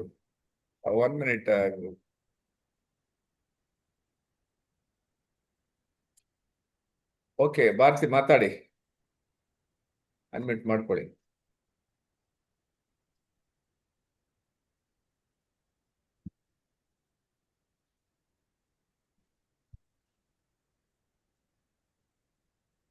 ಮಾತಾಡಿ madam. Okay. Hello. Good hello. morning, sir. Good morning ಹೇಳಿ. Good morning. ಗುಡ್ ಮಾರ್ನಿಂಗ್ ಹೇಳಿ ಮೇಡಮ್. ಗುಡ್ ಮಾರ್ನಿಂಗ್ ಶೆಟ್ರೆ, ಥ್ಯಾಂಕ್ಸ್. ಇವರು ಮಂಜು ಅವರು ನಿಜ ತುಂಬಾ ಒಳ್ಳೇದ್ರಲ್ಲಿ, ಅಂದ್ರೆ ಈಗ ಎಲ್ಲ ಪ್ರಾಡಕ್ಟ್ ಗಳು ನಮ್ಮದು ಔಟ್ ಆಫ್ ಕಂಟ್ರಿಯಲ್ಲಿ ರಿಜೆಕ್ಟ್ ಆಗುವ ಕರೆಕ್ಟ್ ಟೈಮ್. ಸೊ ಇದು ನಮ್ಗೆ ಹೆಚ್ಚು ಉಪಯುಕ್ತ. ಆದ್ರೆ ನಮ್ಮ ತೋಟ ಮಾಡಿದ್ಮೇಲೆ ನಮ್ಗೆ ಈ ಒಂದು ಪ್ರಾಡಕ್ಟ್ ಬಂದಿರೋದು ಬಾರಿ ಒಂದು ಬೇಜಾರಿದ ವಿಷಯ ಅಂತ ಕೂಡ. ಆದ್ರೆ ಇದನ್ನು ನಾನು ಅವ್ರ ಹತ್ರ ಕೇಳುದೊಂದು ಮಂಜು ಅವ್ರ ಹತ್ರ, ಅಂದ್ರೆ ನಾವು ಯಾವ ಟೈಮಲ್ಲೆಲ್ಲ ನಮ್ಗೆ ಇದು ಯೂಸ್ ಮಾಡೋದು ಆ ತರ ಇರ್ತದ ಗೊಬ್ಬರ ನಮ್ಗೆ ಸೀಸನ್ ವೈಸ್? ಹಲೋ, ಹೇಳಿ. ಏನ್ ಏನ್ ಕ್ವಶನ್ ಮಾತಾಡ ಮೇಡಮ್? ಕೇಳಿಲ್ಲ. ಸೀಸನ್ ವೈಸ್ ಇರ್ತದ ಗೊಬ್ಬರ, ಯಾವ ಟೈಮಿಗೆ ಯೂಸ್ ಮಾಡ್ಬೋದು ಆ ತರ ಏನಾದ್ರು ಇದೆಯಾ? Season wise, ಹೌದು. ನಿಮ್ ಕ್ವಶನ್ ನನಗೆ ಅರ್ಥ ಆಗುತ್ತೆ. ಮೇಡಮ್ ಏನ್ ಗೊತ್ತುಂಟಾ ನಿಮ್ಗೆ, ಸೀಸನ್ ವೈಸ್ ಅಂತ ಏನು ಪ್ರಾಡಕ್ಟ್ ಇಲ್ಲ ನಿಮ್ಗೆ. ನೋಡಿ ಈಗ ಸ್ಟಾರ್ಟಿಂಗ್ ನಿಮ್ಗೆ ಮಲ್ಲಿಗೆ ಅಂತಕೊಳ್ಳಿ, ಯಾವ ಸ್ಟೇಜ್ ಅಲ್ಲಿ ಮಲ್ಲಿಗೆ ಇದೆ ಆ ಸ್ಟೇಜ್ ಇದು ನೀವು ಪ್ರಾಡಕ್ಟ್ ಅನ್ನ ಅದಕ್ಕೆ ಯೂಸ್ ಮಾಡ್ಬೇಕು. No season wise. ಈಗ ನಿಮ್ಗೆ ಆಲ್ರೆಡಿ ಗ್ರೋ ಆಗಿದೆ, ತೆಂಗಿನ ಮರ ಬೆಳೆದ್ ಬಿಟ್ಟಿದೆ, ಈಗ ಬೆಳೆ ಜಾಸ್ತಿ ಆಗ್ಲಿಕ್ಕೆ ಅವ್ರ ಹತ್ರ ಪ್ರಾಡಕ್ಟ್, ನಮ್ಮ ಹತ್ರ ಪ್ರಾಡಕ್ಟ್ ಇದೆ. ಸೊ ಅದನ್ನ ನೀವು ಹಾಕ್ಬೇಕಂತ. ಎನಿ ಸೀಸನ್ ವೈಸ್ ಪ್ರಾಡಕ್ಟ್ ಅಂತ ಏನಿಲ್ಲ. ನಮ್ಮ ಹತ್ರ ರೆಗ್ಯುಲರ್ ಪ್ರಾಡಕ್ಟ್ ತುಂಬಾ ಇದೆ, ಅವರು ಡೀಟೇಲ್ ಕೊಡ್ಲಿಲ್ಲ. ಇನ್ನು ಹೊಸ ಹೊಸ ಪ್ರಾಡಕ್ಟ್ಸ್ ಬರ್ಲಿಕ್ಕಿದೆ. ಸೊ ನಿಮ್ಗೆ ಏನ್ ಬೇಕು ಆ ಟೈಮಿಗೆ ಯಾವ ಲೆವೆಲ್ ಅಲ್ಲಿ ನಿಮ್ಮ ಕ್ರಾಪ್ ಇದೆ ಅದನ್ನ ಅವರಿಗೆ ಡೀಟೇಲ್ ಇದ್ರೆ ಏನಾದ್ರೂ ಅದಕ್ಕೆ ಅವರು ಸಜೆಷನ್ ಕೊಡ್ತಾರೆ. ಸೊ ಯಾವ್ದನ್ನ ಹಾಕ್ಬೋದು ಅಂತ. ಹಾಗೆ ಹೇಳ್ತಾರೆ, ಹೇಳಿದಾಗ ಒಂದು ಹೇಳಿದ್ರು ಈಗ ಗೊಬ್ಬರ ಹಾಕುವ ಟೈಮ್ ಅಲ್ಲ ಅಂತ. ಸೊ ಹಾಗೆ ಕೇಳಿದ್ ನಾನು. ಹಾ ಇಲ್ಲ, ಕೆಲವುದಕ್ಕೆ ನೋಡಿ ಕೆಲವೊಂದು ಟೈಮ್ ಅಲ್ಲಿ ಮಾತ್ರ ಕೊಡ್ಬೇಕು. ಈಗ ನೋಡಿ ಸ್ಟಾರ್ಟಿಂಗ್ ಅಲ್ಲಿ ಜರ್ಮಿನೇಷನ್ ಅಲ್ಲಿ ನೀವು ಜರ್ಮಿನೇಷನ್ನೇ ಕೊಡ್ಬೇಕು. ಅಥವಾ ಸಾಯಿಲ್ ಅನ್ನ ಕರೆಕ್ಟ್ ಮಾಡ್ಬೇಕಾದ್ರೆ ಸಾಯಿಲ್ ಫಸ್ಟಿಗೆ ನೀವು ಇನ್ನು ಬೀಜ ಹಾಕ್ಲಿಲ್ಲ, ಆ ಸಾಯಿಲ್ ಅನ್ನ ನೋಡ್ಬಿಟ್ಟು ಅದಕ್ಕೆ ಏನ್ ಬೇಕೋ ಅದನ್ನ ಕೊಡಬೇಕಾಗ್ತದೆ ಮಣ್ಣಿಗೆ. ಸೊ ಆತರ ಸ್ಟೇಜಸ್ 5 ಸ್ಟೇಜಸ್ ಇದೆ. 5 ಸ್ಟೇಜಸ್ ಅನ್ನ ನೀವು ಕರೆಕ್ಟ್ ಮಾಡ್ಕೋಬಹುದು. ಯಾವ ಸ್ಟೇಜಸ್ ಅಲ್ಲಿ ಇದೆ ಅಂತ ಹೇಳಿದ್ರೆ ಅದನ್ನ ಆ ಸ್ಟೇಜಸ್ ಪ್ರಾಡಕ್ಟ್ ಅನ್ನ ನೀವು ಆ ಕ್ರಾಪಿಗೆ ಹಾಕ್ಬೋದು. ಓಕೆ. ಹಾ ಹೇಳಿ. ಕನ್ಫ್ಯೂಷನ್ ಏನಾದ್ರು ಸರ್, ಈಗ ನಿಮ್ ಸೈಡ್ ಎಲ್ಲ ಸಿರ್ಸಿ ಸೈಡ್ ಅದು ಏನಾಯ್ತು ಅಂದ್ರೆ ಈ ತೆಂಗಿನ ಮರ ಜಾಸ್ತಿ ಹಚ್ತಾರ, ಅಡಿಕೆ ಮರ ಜಾಸ್ತಿ ಹಚ್ತಾರ, ಇವೆಲ್ಲ ದೀರ್ಘಾವಧಿ ಬೆಳೆಗಳು. ಸೊ ಹಿಂಗಾಗಿ ಆಲ್ರೆಡಿ ಗ್ರೋಯಿಂಗ್ ಆಗಿರ್ತಾವಲ್ಲ, ಇದಕ್ಕೆ ನಾವು ತಳಗೊಬ್ಬರ ಹೆಂಗ್ ಯೂಸ್ ಮಾಡೋದು ಅನ್ನೋದು ಅವ್ರದೊಂದು ಕ್ವಶನ್ ಅಷ್ಟೇ, ಹೌದಿಲ್ಲ?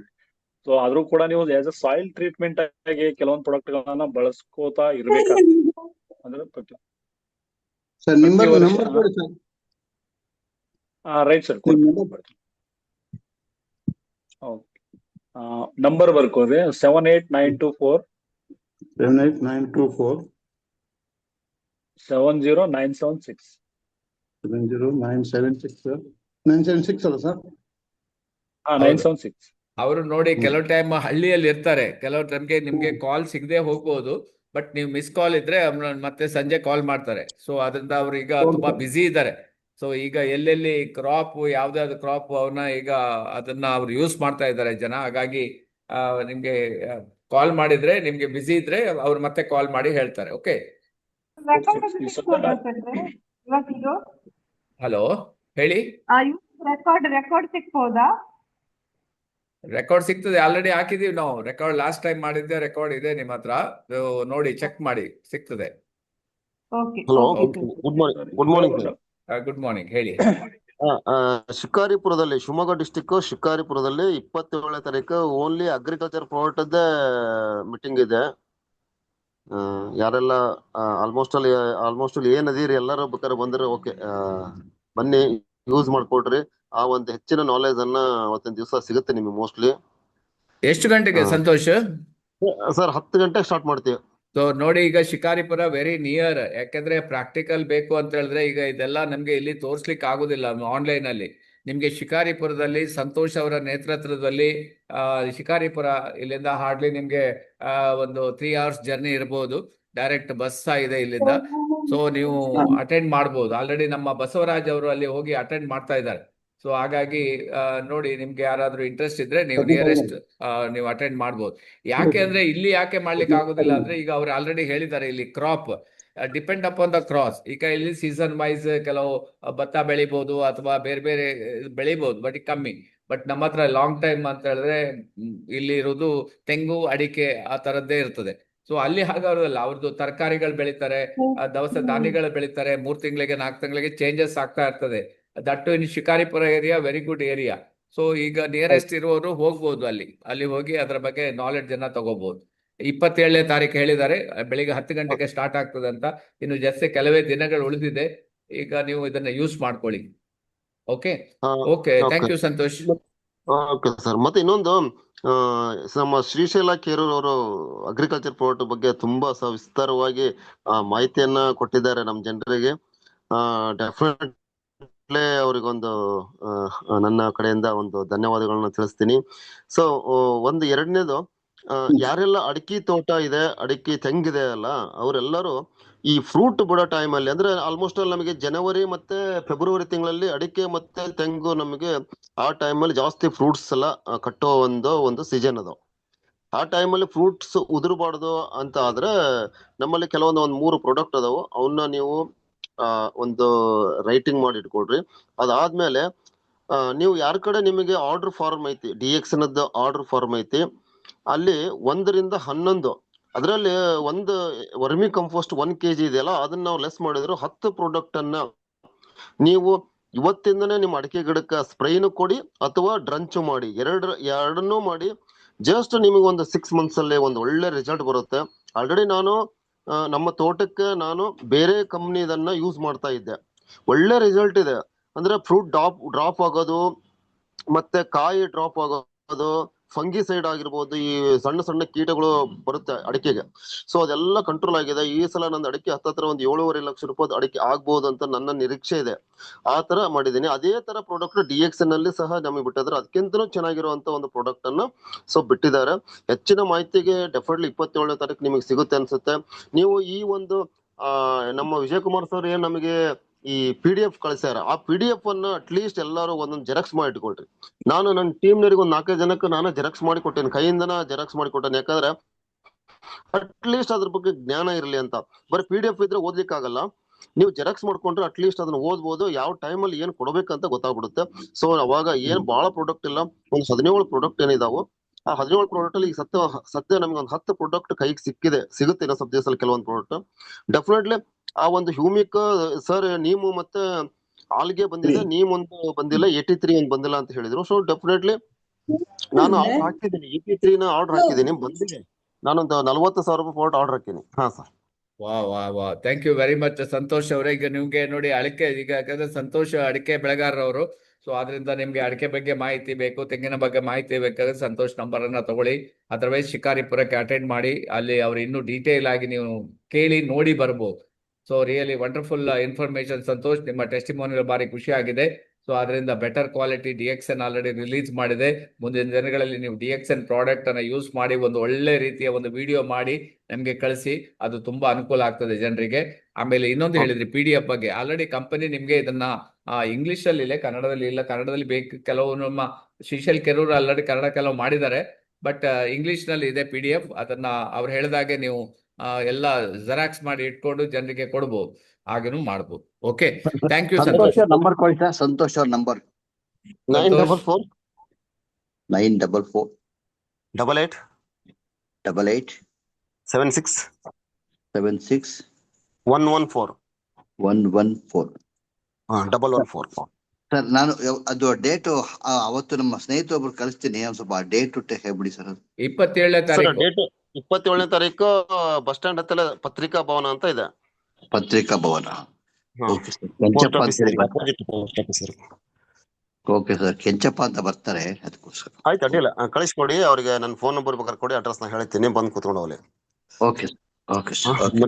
ಮಧ್ಯಾಹ್ನ ಒಂದು ಲಂಚ್, ಒಂದು ಸಣ್ಣದಾಗಿ ಒಂದು ಲಂಚ್ ಇರುತ್ತೆ, ಒಂದು ಪಲಾವ್. ಫೀಸ್ ಏನಾರ ಇದೆಯಾ ಸರ್? ಫೀಸ್ ಇದೆ ಅವ್ರಿಗೆ ಹೇಳ್ಬಿಡ್ತೀನಿ. ಇಲ್ಲ, ಇಲ್ಲಿ ಫೀಸ್ ಏನೋ ನಾವು ಏನು ಮಾತಾಡಿಲ್ಲ, ನಾವು ಮಾಡಿಲ್ಲ. Okay okay okay. ಓಕೆ, ಇದು ಕಂಪನಿ ಪ್ರೋಗ್ರಾಮ್ ಆದ್ರಿಂದ ಅವ್ರೇನ್ ಮಾಡಿಲ್ಲ, ಅದನ್ನ ಅವರ ಓನ್ ಪ್ರೋಗ್ರಾಮ್ ಇದ್ರೆ ಅವಾಗ ಇರ್ತದೆ. So okay okay, thank you very much. Thank you. Already time ಆಗಿದೆ. So wish you all the best. Thank you very much. Okay okay okay, thank you thank you ಉತ್ತಮವಾಗಿ ಹೇಳಿದ್ದಾರೆ ಸರ್. Thank you. ಧನ್ಯವಾದ. Okay okay, thank you Shrishail. ಅವರಿಗೂ ಅವ್ರ ಫ್ಯಾಮಿಲಿಗೆ ಒಳ್ಳೇದಾಗ್ಲಿ ಹಾರೈಸ್ತಾ ನಾವು. ಅವ್ರನ್ನ ಸರಿಯಾಗಿ ನೀವು ಯೂಸ್ ಮಾಡಿ, ಮಿಸ್ಯೂಸ್ ಮಾಡಬೇಡಿ, ಯೂಸ್ ಮಾಡ್ಕೊಳ್ಳಿ. All the best. Thank you, sir. Thank you all. Thank you. Thank you. Thank you. Thank you. 6 ರಿಂದ 7 ಮುಕ್ತ. Thank you, sir.